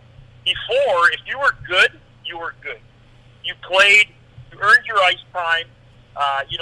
Like I go back to our minor hockey, we had like 10 kids on our team. We had 2 lines of 5. Luca Caputti's dad actually coached us for forever. Mm-hmm. And it was, just a parent coaching us. There was no private training. There was no this. We fucking did the horseshoe drill every practice, but we were just, we were just so good that it made everybody better. Right, you brought talented kids together, and they fed off each other, and they learned. Right, it wasn't like a status thing where guys could come in and say, I'm on this team because I'm on this team, not because of my skill level, just because like I know this person, I can pay this much money. That's why I'm on this team. Sponsors, things, shit like that, right? And you know what? The whole sponsorship ownership, and that's a whole other ballgame. Right, yeah. I mean, back then it wasn't like that, right? And now, kids are stupid. Now you got the social media, you got kids, you got 11-year-olds in the change rooms on their phone, getting the Wi-Fi from the rink, on social media. It's crazy. Now with all this, you get these kids that understand and can read between the lines, and then they sit there and they're like, well, how is this guy on the team, or how is this guy playing before me when he should be playing double A or he should be playing single A, and that's how everything starts building up. But going back to the development, you have these kids that are playing in a league that they don't belong, and they get all the way up. And now you'll see even junior, like junior A is not what it used to be. Every team's owned by a parent. It was never like that. And these kids play like that their whole career, and then you wonder why there's these slim pickings when, you get to the world stage. Like, where are these teams with, the Jeff Carters, the Mike Richards, the Corey Perrys, the Ryan Getzlaffs, the Bergerons, the Crosbys? Yeah. Like, that's all on one team, you know what I mean? Yeah, I mean, you definitely see it, and I want to start bringing up kind of, we touched on the minors, and I want to, do you think it's impacted as much in leagues like the OHL, CHL, WHL? Is it branching up that high? When you get to that level, that's where the playing field somewhat levels off. Right. Because, there's only so much that Papa could do. Right. When you get to that level, if you're good, you're good. There's still stragglers in that league that are there for the wrong reasons. Yeah. But they get that exposure rather than kids, that have grinded, and they're playing in the junior leagues, and, they got to where they are on their own merit, that, they go to a training camp for an OHL team, as a walk-on, and they deserve to be there, and they're fighting, just say, for the 11th or 12th forward spot. But, somebody that knows the owner, or somebody that knows the GM or the coach and daddy's buddy from back home, and, kids get pushed out. And that's at the bottom of the scale, but it happens every single year at every single level, right? And it adds up, and you don't know what talent you're losing at that young age, right? Absolutely, right. But again, it goes back to the grassroots of minor novice, man. Like I see it on a day-to-day basis. Like parents have taken this game to such an extreme where lives are wrapped around this game. Well, it's a 12-month a year. That's it. Hockey has become it's every day of your life. Every single day, and I got kids that are, teams that are 5-6 years old. Like, I'm talking minor novice type that, parents are so fixated on this dream, on this pipeline dream. Mm-hmm. But, I see where they're coming from. All these Canadian players in the show all came from the same place. They all did the minor rep program, the right. CHL, the blah blah blah, whatever, and they made it. Why not our kid? That's the thought. Yeah. And it's so crazy though that the politics and the money driven to give these kids an opportunity to make the NHL, that I'm telling you, man, it's like there's parents that have absolutely just lost their minds. Oh yeah, and we've seen it even when we were kids. I mean, the old cliche of like the hockey parent, psycho hockey parent in his stands. That goes back to the beginning of time when it comes to hockey. But I know what you're trying to say here. It has, but it's never been like, it is so bad, and I see it, and it's like, guys, like even as a coach, it's like, trust me, I've been there, I've done that. I've went through the ringer. I've played minor hockey. Went through I know the do's and the don'ts. I know what to do, what not to do. But every parent being about hockey, and none of them have ever played a minor hockey game at the single A level, for that matter. Right. They watch Maple Leafs on Saturday night. They listen to Don Cherry and their hockey expert. And it's sad, but that's the problem. And I have a lot of buddies that are coaching in minor hockey. And every conversation is always about parents, and I said that in that write-up, where you will never ever meet a bad 10-year-old hockey player. It's physically impossible. Right. They don't know really behind the scenes. They go to the rink, but now you'll see kids that don't care to be there, that are forced to go to the rink because they're parents, or it's just a country club.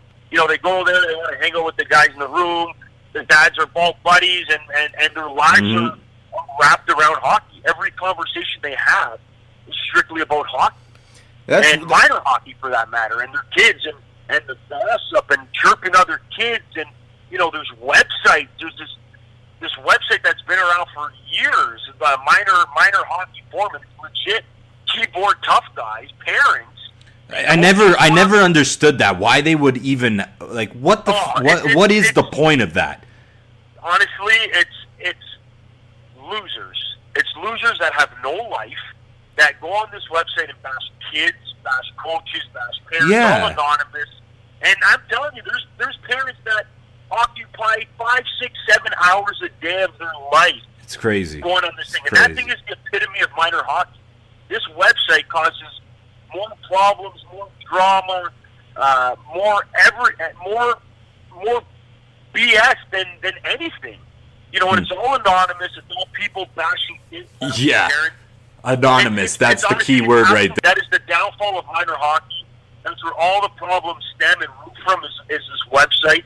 And I've got parents on my team bashing kids on my team, bashing parents. I've had parents that I coached their kid for years bashing me on this website, and it's not just me. It's crazy, and it's sad, it's sickening, and everybody says it. Politics and this and that, but people just say it. They don't really understand, what's really behind the scenes. The scale of it. I mean, like when we were young, the coach would tell the parents. They'd say, "Stay out of the dressing room." The player, I remember, I played single A, and it's not like that's not high at all. No big deal, yeah. But even no big deal, yeah. But even the coaches at that time, listen, there was no. You're not going to tell the coach what to do as a parent. Yeah, it was a no bullshit. It was I'm going to tell you. I'm going to teach your kids how to play hockey. No parents in the dressing room. You don't listen to your parents. You listen to the coach. Now it's harder to do that. You can't put. That's the thing, right? You can't put these. The thing that a coach can't control is the drives into the rink and the drives out to the rink. That's the problem. Right. Exactly. The drive in the corner, God only knows what's being said, or all the parent coaches, and you got to do this and you got to do that, and Johnny scores, and you have a chance, you got to get more goals, and it just ruins it. But I mean, there's nothing you could do with that, and even the no parents in the room. I mean, the younger kids, I tend to let the parents go into tie skates because I ain't tie skates, but well, that makes sense, yeah. But I mean, coaching, like, at the end of the day, man, minor Adam, my used to drop me off, give me $5 to get into the ring, go to Chesswood on Fridays, get that little pizza GTHL ticket, go in the room, turn on skates, get ready, like you're coaching minor Pee Wee AAA, and you got kids asking you to do up their helmets, tape their shin pads. I'm like my old man would have gave me a backhander back 3 weeks if he found out I was asking the coach to tape my shin pad. Wow. Don't play hockey. But that's the mentality of these kids because they've been babied. They're babied, they're not motivated. They're not motivated. They're not motivated. And that's the thing, Matt. Too. I wanted to. Everything's been given to them, right? And it's just it's the spoiled mentality of these millennial kids that everything's been given. And again, don't get me wrong. I'm not sitting here saying I grew up in the ghetto and I had to take the bus to hockey. I'm not saying that. No. I was fortunate. My parents, my old man, gave me everything and some when it came to hockey. The best equipment, the best this, the best that. But at the end of the day, there's a difference. I still had to put in the work. Right. I still was a top minor hockey player. I mean, that's no credentials. Nobody cares what you did in minor Adam, minor Pee Wee, right? But I'm saying, we had the skill. We had to work for it. If you weren't good, you didn't play. End of story. Right. Yeah. And it wasn't where, my kid's not getting ice time. Okay, let me take the coach out, or let me, give him tickets, or let me, give him a little boost under the table. And then what happens is parents start controlling coaches. Wow, it's that bad, eh? Yeah, and again, hey, it's never happened with me. I've seen it happen a million times, but that's what happens. Is the boosters get thrown around, and then there's, then it becomes parents run teams and parents run coaches, and then the coach never has full authority. He's always second guessing his decisions because he's worried about what's going to be said. Which You in know, turn what- affects his ability to teach these which in kids turn correctly. obviously affects the team progress, right? But Yeah. He becomes kind of like a puppet, right? He doesn't know which strings and are going to be all it is, pulling him. right? And then Yeah. you know, the other thing with the development is you have a lot of these AA, AAA programs that, have non-qualified people coaching and training. Everybody and their mother played for the Fawn Vipers. Right. That's everyone played for Humberview Huskies midget AA, and that's their credentials, which, hey, listen, I never played in the NHL, but, I've dedicated enough of my life to the game where, you learn, you study. I've had, amazing coaches growing up and in the O and playing in Italy. When you learn a lot about the game, and then you put your own twist on it. But you got every Tom, Dick, and Harry that's opening up a hockey school. Every Tom, Dick, and Harry's coaching a team. And they're just not qualified people.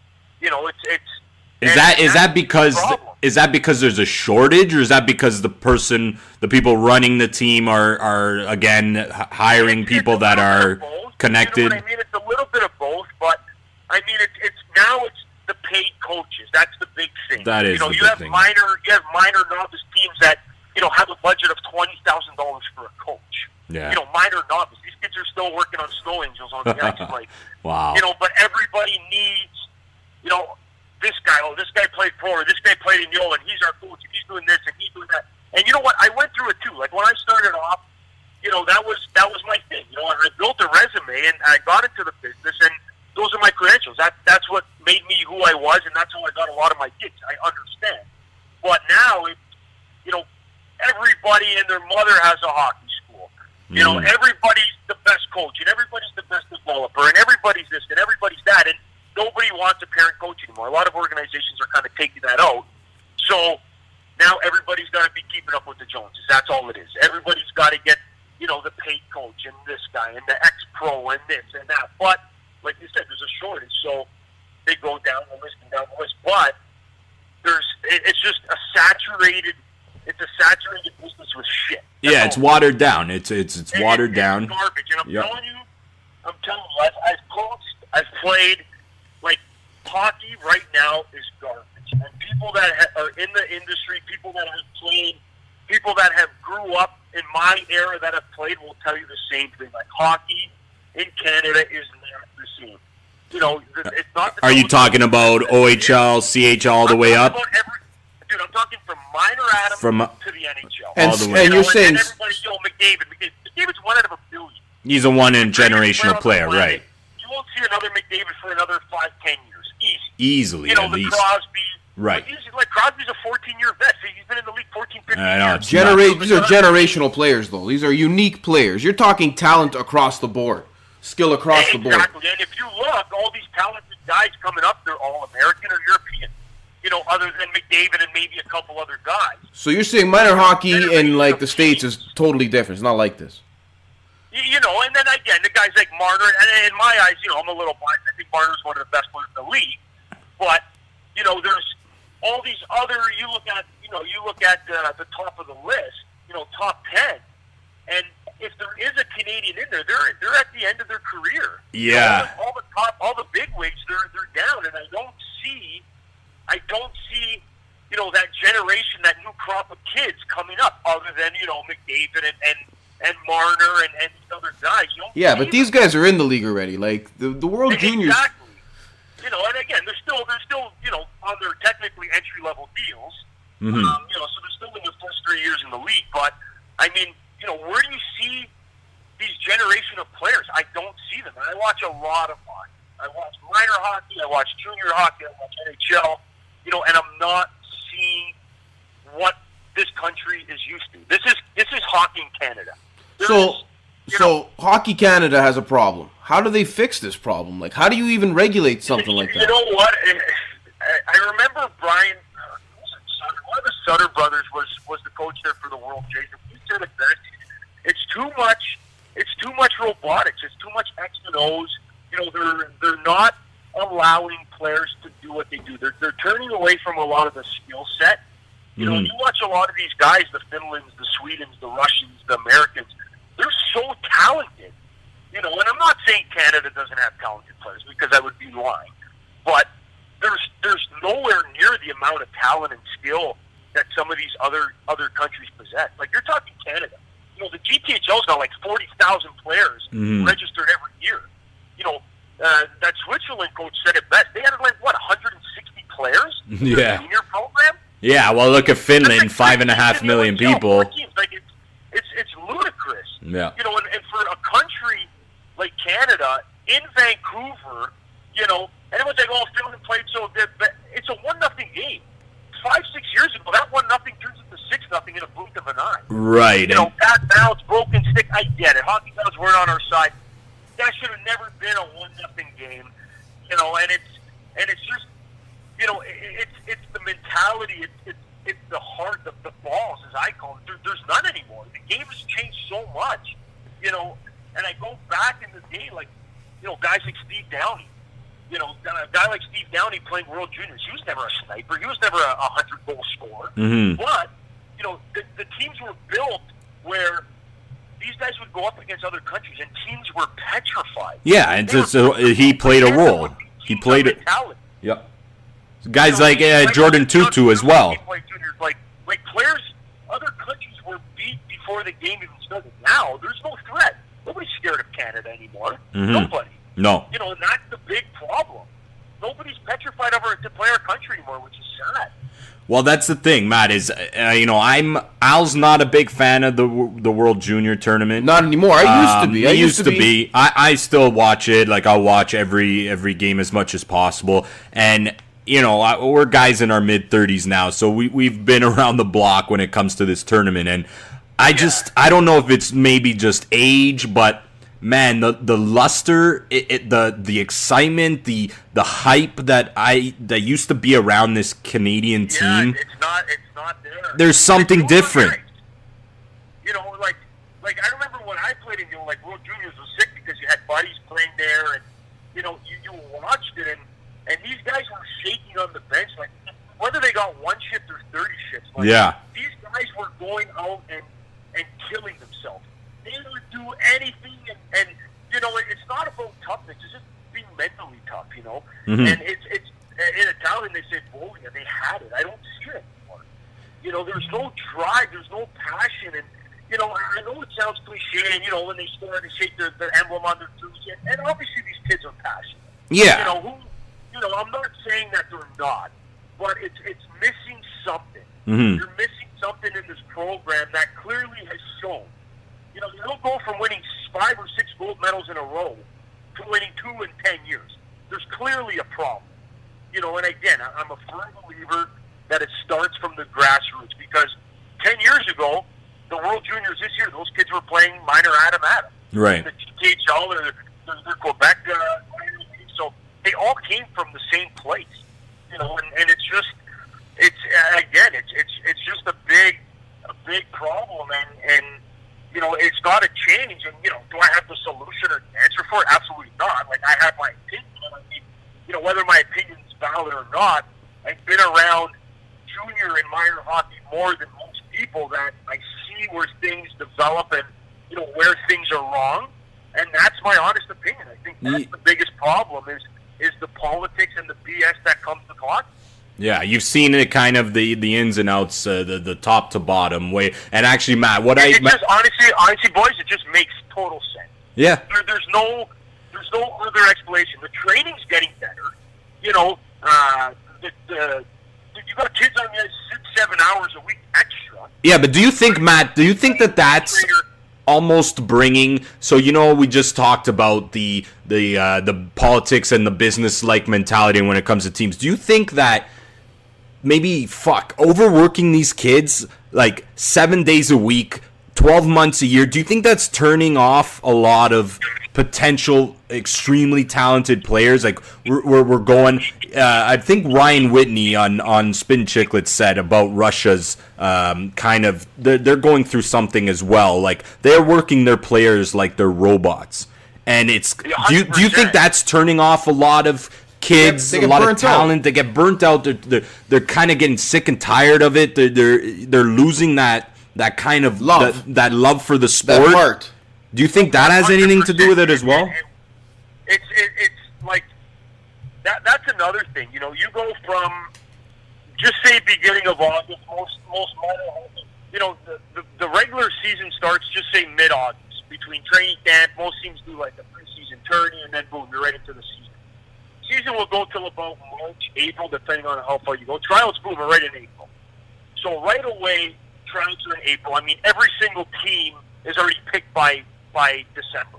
That's another massive problem in minor hockey.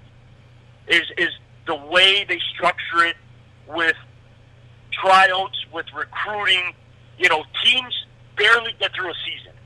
Never get through a season because come November, you're already recruiting for the following year. You're already committing to other players. You already have to tell other people. You already have to tell other people that you're going through a different direction. So you're already, season's already done because parents start going after each other. Their minds are already on to the next year.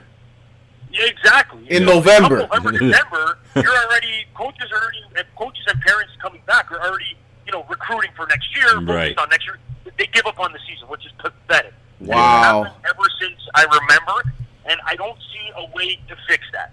But anyways, back to what I was saying, then you have trials in April. Right after trials, boom, spring program, baby. So now you got kids on the ice 2 times a week. You got another 4 or 5 terms. I had kids from April till September, till the start of the season, that played like 46 to 50 spring hockey games. Jesus. Wow. Spring's a huge money grab, right? And again, I'm not saying that I wasn't involved. When I ran my hockey school, I had a spring program, and I did a lot of that stuff, right? But it gets to a point where how much can you do? How much ice can an 8 to 11 or 12-year-old be on? Yeah. They're fucking kids. Yeah. They need a break. And the last 2 years, I made it clear that I will not do spring, and I didn't. And I had a lot of kickback from parents. Oh, these guys are on the ice every day, and they're doing this. I said, go to their team. I don't care. Right. I want my kids to go play soccer, go play baseball, go to overnight camps. Be a freaking kid, man. Yeah. Go chuck eggs at cars, go get in trouble. I don't know. Just when we were kids, go, street to street with your buddies and play ball hockey and fight other streets. Right. Don't do that anymore, right? Kids are forced to the rink. They go home and they're on Fortnite 24/7. That's a problem, right? Because come September, dude, the last thing these kids want to do is play hockey. Hey, and Matt, listen, Bobby Orr said it, and he said we're making our kids play way too much hockey, and if Bobby Orr's fucking saying it, people got to listen. 100%. People got to listen, because he's not just saying shit for nothing. Like, that's Bobby Orr. And I mean, the generation has changed, don't get me wrong. But everything again, has, I go back to the keep it up with the Joneses. Yeah. If Johnny's playing spring, well, how come? Well, Timmy's got to play spring. 100%. He's never going to make NHL. Yeah. That's all it is. And if one guy does it, the next guy does it, and then parents have the mentality that if I don't do it and he's doing it, then I'm doing something wrong. And I'm telling you, like again, cost, money. Spring programs are, there's hockey schools that are making $200,000-$300,000 in 2-3 months of spring hockey. I believe it, man. It's a business, but again, they don't think of the long run, and again, you could talk about this whole situation for days, but that's a huge problem. So let me just ask a quick question. So a parent that has a AAA kid that's playing through the spring, how much are they spending? Like an On entire average. year? Yeah, entire year because they're looking playing. at easily 15 to 20 grand, easy. Wow. 15 to 20 grand, a kid. That's minimum. That's like your regular season. That's all your expenses, your equipment, your travel, your hotels, your this, your training, your sponsorship, your spring. Like, spring ain't cheap. Right, no, that's what I'm saying. Like, throughout the whole year, yeah. Yeah. And that already excludes how many potential stars that just can't afford to play. Yeah. You know what, man? There's a lot. There's a lot. And you know what? There's an example, and I'm not going to mention names, but a good buddy of mine coaches in minor Pee Wee AAA, And last year, I think it was last year, he's telling me, he's like, "Oh, dude, I got this stud from Double A." And I think I told you before, I was a big advocate of Double A. I took, I went to those games, and there's a lot of talent because it's just hungry kids that want to make the jump. What happens is you get the bottom end Triple A players, whether their dad got them on the team or whatever the case is. They don't belong there. They don't belong there, and they're comfortable. They don't care about hockey. They're just there to satisfy their parents. They're taking the ride, yeah. And then once you get comfortable, you're done. Because they know whether they're good or bad, they're going to be there. So you get these Double-A kids that are hungry, that possess a lot of talent, that just got overlooked or nobody wanted to give them a chance. All these kids need chances. They all need confidence. So back to what I was saying was my buddies, I got this kid. This kid ended up dominating Triple A. He was legit on a mediocre to crappy team, and this kid was a stud. He was phenomenal. He dominated the Triple A league a year after playing Double A and Single A for the previous years. And all he needed was a chance. All he needed was a chance, and he needed a little bit of confidence. And there's a lot of kids like that at every single level. Yeah. Even the minor midget level. Like Double A hockey, there's some kids there that, if they were given an opportunity, they would be able to go to that AAA level. And you know what? Some of them probably could get drafted in the later round, in the draft from AA. But they just never got that chance, or, Daddy never squeezed his way in there and became bum chumps with this guy, or never forked out the sponsorship and never got the opportunity. Wow. So Dad said, listen, but hey, we're a blue-collar family. I can't afford $10,000 to play. You're going to play AA whether you like it or not. Right. Yeah. And that's what happened. But I mean, it's absolutely crazy, man. And like I said, going back to that whole keeping up with the Joneses, everybody's doing it. Everybody's got to get to that level because, again, back to my post, those coffee shop talks aren't the same when your son's not playing AAA. You have nothing to talk about. You're left out. Yeah. AAA is the creme de la creme. Yeah. So if I'm not and that's the identity, the status. It goes back to the status of the parents. That's what this is all driven on. Like, parents are doing things beyond the normal person's wildest dreams just to have that status.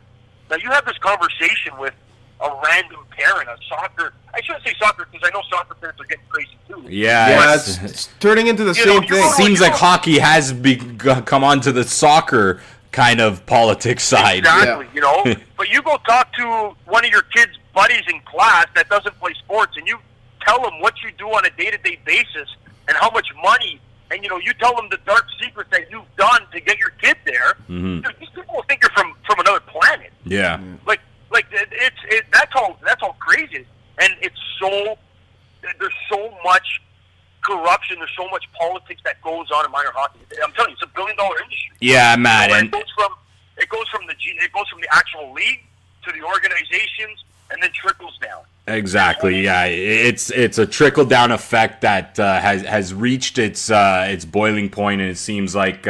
We can definitely talk about this more and more. It's something that it doesn't end, man. It doesn't end. There's so many loopholes and so much that's involved in this game. And again, the only ones that get hurt are the kids. Yeah. And everyone, the GTHL models, it's all for the kids. It's not the kids. It's all about the Benjamin, not the kids. Nah, there you go. Well, you know what, man? I'm glad that you actually brought this conversation out into the forefront. If you guys want to read what Matt wrote, you can follow him on Instagram at Mr. Piva. Yeah, definitely. Follow him. Take a look what he wrote about, kind of basically what we just talked about. If you want to read the bones of what we were talking about, of what he put out there, you guys can take a look. And yeah, hopefully this starts a larger conversation. I mean, I think it will. I think it has to happen. Otherwise, where's the end, right? Well, yeah, and Matt, that's the thing, right? And this whole thing, it's not about putting people on blast. And I mean, nobody's innocent. I'm not innocent. Nobody's innocent. But right, it's a group issue. It's a countrywide issue. It is, and you know what? I mean, Canada's the hockey mecca of the world. Toronto's the hockey mecca of Canada, and I mean, evidently the GTHL is the mecca, or the hockey mecca. Right, it's spotlighted here. So I mean, I look at it as GTHL's probably arguably the biggest, league in the world, minor hockey. Right. Oh, for sure, by far. The GTHL's got to be, right? So that's where, that's where I'm obviously talking on. I don't really know what happened more or less, but from my experience with this, that's the problem. And it's not about putting people on blast. And like I said before, there was parents, and I told you when I posted, I had like 400 messages from people. Mm-hmm. And 99.9% of them were all like, "Dude, it's about time somebody said this." It's been happening forever. Everybody needs to know politics and parents run hockey and this and that. And then you'll have the one or two that think, "Oh, fuck you," or this and that. And yeah, you're gonna get that. Those are the parents that are paying for everything. Yes, you said it, not me. No, listen, Matt. To put people on blast or no, hey, this is the part of it. It's a conversation. It's evident. The problem is everybody in these leagues know who these people are. Yeah. It's clear. Right. And as the kids get older, it only gets more amplified and amplified and amplified. It's not fair to the kids. Where, it gets to a point where, whether parents don't feel guilty or shame, like they just don't care. It's all about status, right? That's it, Matt. Listen, like I said, we can talk about this for ages, but I want to, before we let you go, I want to jump on to something a little different from the Hockey Canada talk. We noticed you did have some time playing in some hockey in Italy, of all places. Yeah. First off, I want to know how old you were when you did play there, and give us some juicy shit over there, man. Like, how was it playing as an Italian? How was it playing hockey, the sport you love and grew up playing in a country like Italy, where your parents and grandparents are from? It was definitely different. I have a stories there. I don't know who's listening. Hopefully, I don't get shit. That's okay, man. Nothing they can do now, anyway. But yeah, I went there. I think I was about 21 or 22. Wow, prime. I had the opportunity to go there with a couple buddies that actually played in the OHL, really good players. And it was like, okay, Italy, I'm Italian. Let's go try it out. Let's go check it out. And you know what? The league was not bad. Like, every team had about maybe 1 to 3 ex-NHLers or guys that had NHL experience on their resume. Okay. A lot of NHL guys, and then obviously the locals, who weren't bad. I mean, they were good, but they weren't bad. So when I went there, it was pretty funny. I got off to a really good start.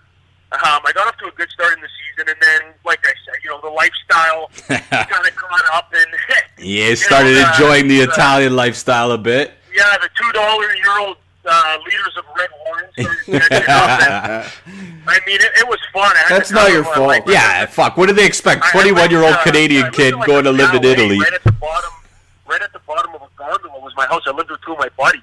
Wow. And it was like, you take the gondola up these mountains, and it's like a 2-hour snowboard right down to the bottom. Wow, amazing. So it was. Yeah, I was living in paradise. What part of Italy was it? It was the team was Val di Fasta, so you're like it was all in the north. All in the north, okay. The north. Yeah, so it was Val di Fasta. We played against like Asiago and Bolzano. There was some good teams. There was some good players in that league. Okay. Yeah. So, anyways, we got ourselves in a little bit of trouble there. I think it was. I don't know if it was New Year's or not. Anyways, we had a huge party at one of the guys' house, and somebody thought it was a good idea, to break into the arena. So we were all in the change room, guys, their wives, just crushing beers and having a good old time. And we went on the ice. And it was pitch dark, and guys were pissing on the ice and just buckled. But it was that's fantastic. For that, which didn't sit too well with the owners. No. Yeah, no kidding. Yeah. And then I guess the lifestyle catches up, right? It was, again, I was having more fun than taking it serious, and then we were on the road, actually, and the booster, like the fan club, there was like 300 fans that came to the game, and in the second period, they rolled out this, dude, it must have been like a fucking 100-foot poster, and it said, "Dear imports, less beers, more goals." And it was right in front of our bench. Wow, man. It was like a 100-foot poster. Less beers, more goals? And I was like, what the fuck? That's only in Europe, man. It's like Yeah, they tell you what's up in Europe. Yeah, I'm like, dude, you think that was directed to us? Hey, Yeah, Canadians, like fuck that, off with the beer and start scoring. Oh man, it was like when your fans were doing that. But I mean, it was fun. But it was the lifestyle. And then I mean, every hockey player gets to a point where it's like, dude, my time's come. It's about time. A long go at it, but I said, listen, I can't do this anymore. And it's tough, right? The hockey, pro hockey player, and again, I say pro hockey player, general, but Hey, man, it counts. yeah, everyone's like, oh, the lifestyle, and they live the best life. Don't get me wrong, it's everybody's dream, but it's not. There's a lot of bumps and grinds and shit down the path. Absolutely, man. There's a lot of behind the scenes stuff that takes a toll on you mentally, physically. And it's unfortunate. You see a lot of it going now with the depression and all that. Exactly. Stuff. And, unfortunately, a lot of these guys are taking their lives on their drugs or whatever it is, and that's all credit to the game, man.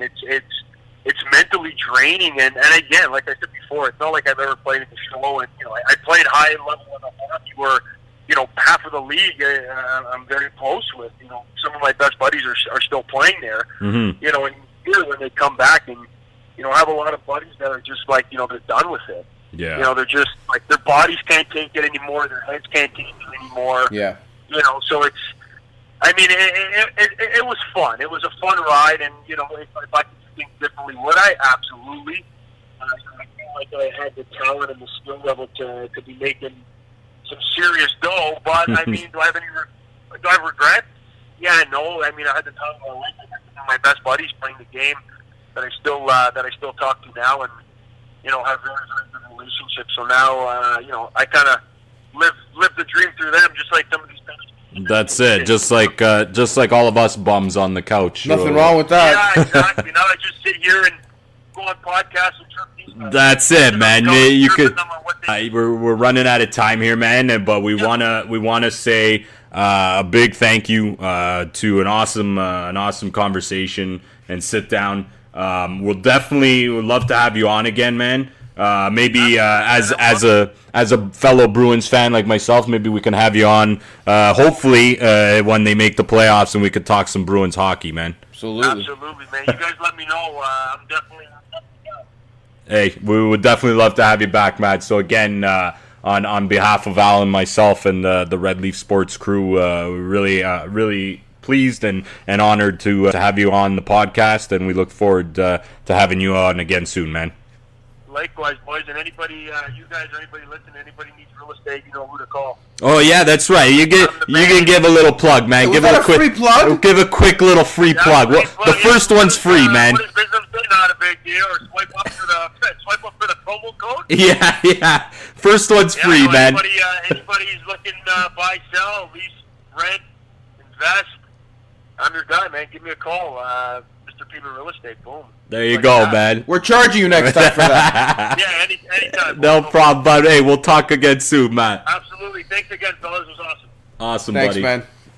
Ciao. Awesome. That was a really good interview. I think he definitely has a lot to say about the state of hockey in Canada. And it's an early conversation, right? Like you hear these conversations going on behind the scenes kind of thing. You talk about it with your buddies, but Yeah. he's actually brought it to the forefront. He's gotten some nibbles from apparently TSN 1050 wants to hear from him. He's got connections in the hockey world still. Like we said, he played a lot of hockey with guys currently in the league, guys that are playing in Europe. He has a voice out there, and it definitely shook some people and reached out to people. And you know what? There is a part of me that definitely thinks there's something to start getting worried about. I don't know, Jim, but how do you change it? That's the thing. How do you change That's it, the or thing. how do you change just it? not? There's no answer right now. How do you just not accept the fact that it's an up Turning and into down a rich man's game? Well, there's that, yes, but there's the ups and downs of sports and with countries and success. I mean, we see it with Italian soccer. You see it with the countries in all sports. Holland in soccer, Yeah. going through the ups and downs. But listen, part of me also says, remember when Canada lost in the Olympics 2006 in Torino, and we had to have the hockey summit, Yeah. right? And everybody was freaking out, losing their shit. What's happening to Hockey Canada? Yeah. And then they ended up winning, what, like 6 out of 7 major tournaments? Well, it was because of that. So everybody Well, got you think it's- serious. Everybody got serious You for a think minute. because a bunch of hockey minds sat around the table and had a hockey summit, Yeah. that everything just automatically That's it. changed? Because they were pissed. I think there's part of it too that's, listen, this is the ebbs and flows. This is the ups and downs of sports, national sports. And sometimes you're going to go into ruts. Sometimes you're not going to have that generational talent come through. And sometimes you do. But yes, I do think that there is some rooted issues that need to be assessed and need to change. How to do that, especially how big it's gotten, who knows? But it's something that we And can talk about. because it's all about money, it's tough, right? Because money really dictates what's going to happen. Money and just the flow, the way, the structure of how it's become. You can't topple that structure down in the snap of a finger.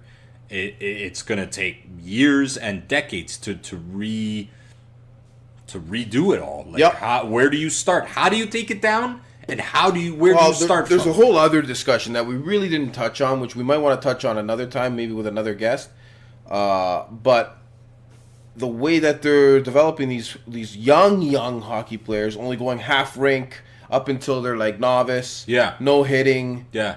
and people not liking that, so they're going to private teams that aren't run by the different divisions, which are pushing guys that aren't the private teams out. I don't know. It's a discussion that we can have with another hockey minor. Yeah, we'll hockey bring on coach. I know more that guys. there is an expert in that specific situation that I have in my pocket that we could probably bring in. I don't want to mention him yet, just in case he doesn't come on. Right. Yeah, But- it's good to get different angles and We different can talk about opinions that and too views. because it's a big deal. But yeah, we The way wanna they're doing it. We do want to thank Matthew Piva for giving us his time and Thanks sitting to the down with listeners us. for their feedback. And thanks to the listeners, and we're really happy to be back in 2019. 2019. Hope to have as big and successful as a year as we did back in 2018 when we first got started, and we just want to get Let's bigger double and our better. Our goal is to double our sponsorship this year. Double our sponsorship, double our listeners, double our Double our followers, everything. Everything. So again, we can't do it without you guys, the listeners. So we want to thank you again, and make sure to tune in next week, guys. As always, you're listening to the Red Leaf Sports Podcast.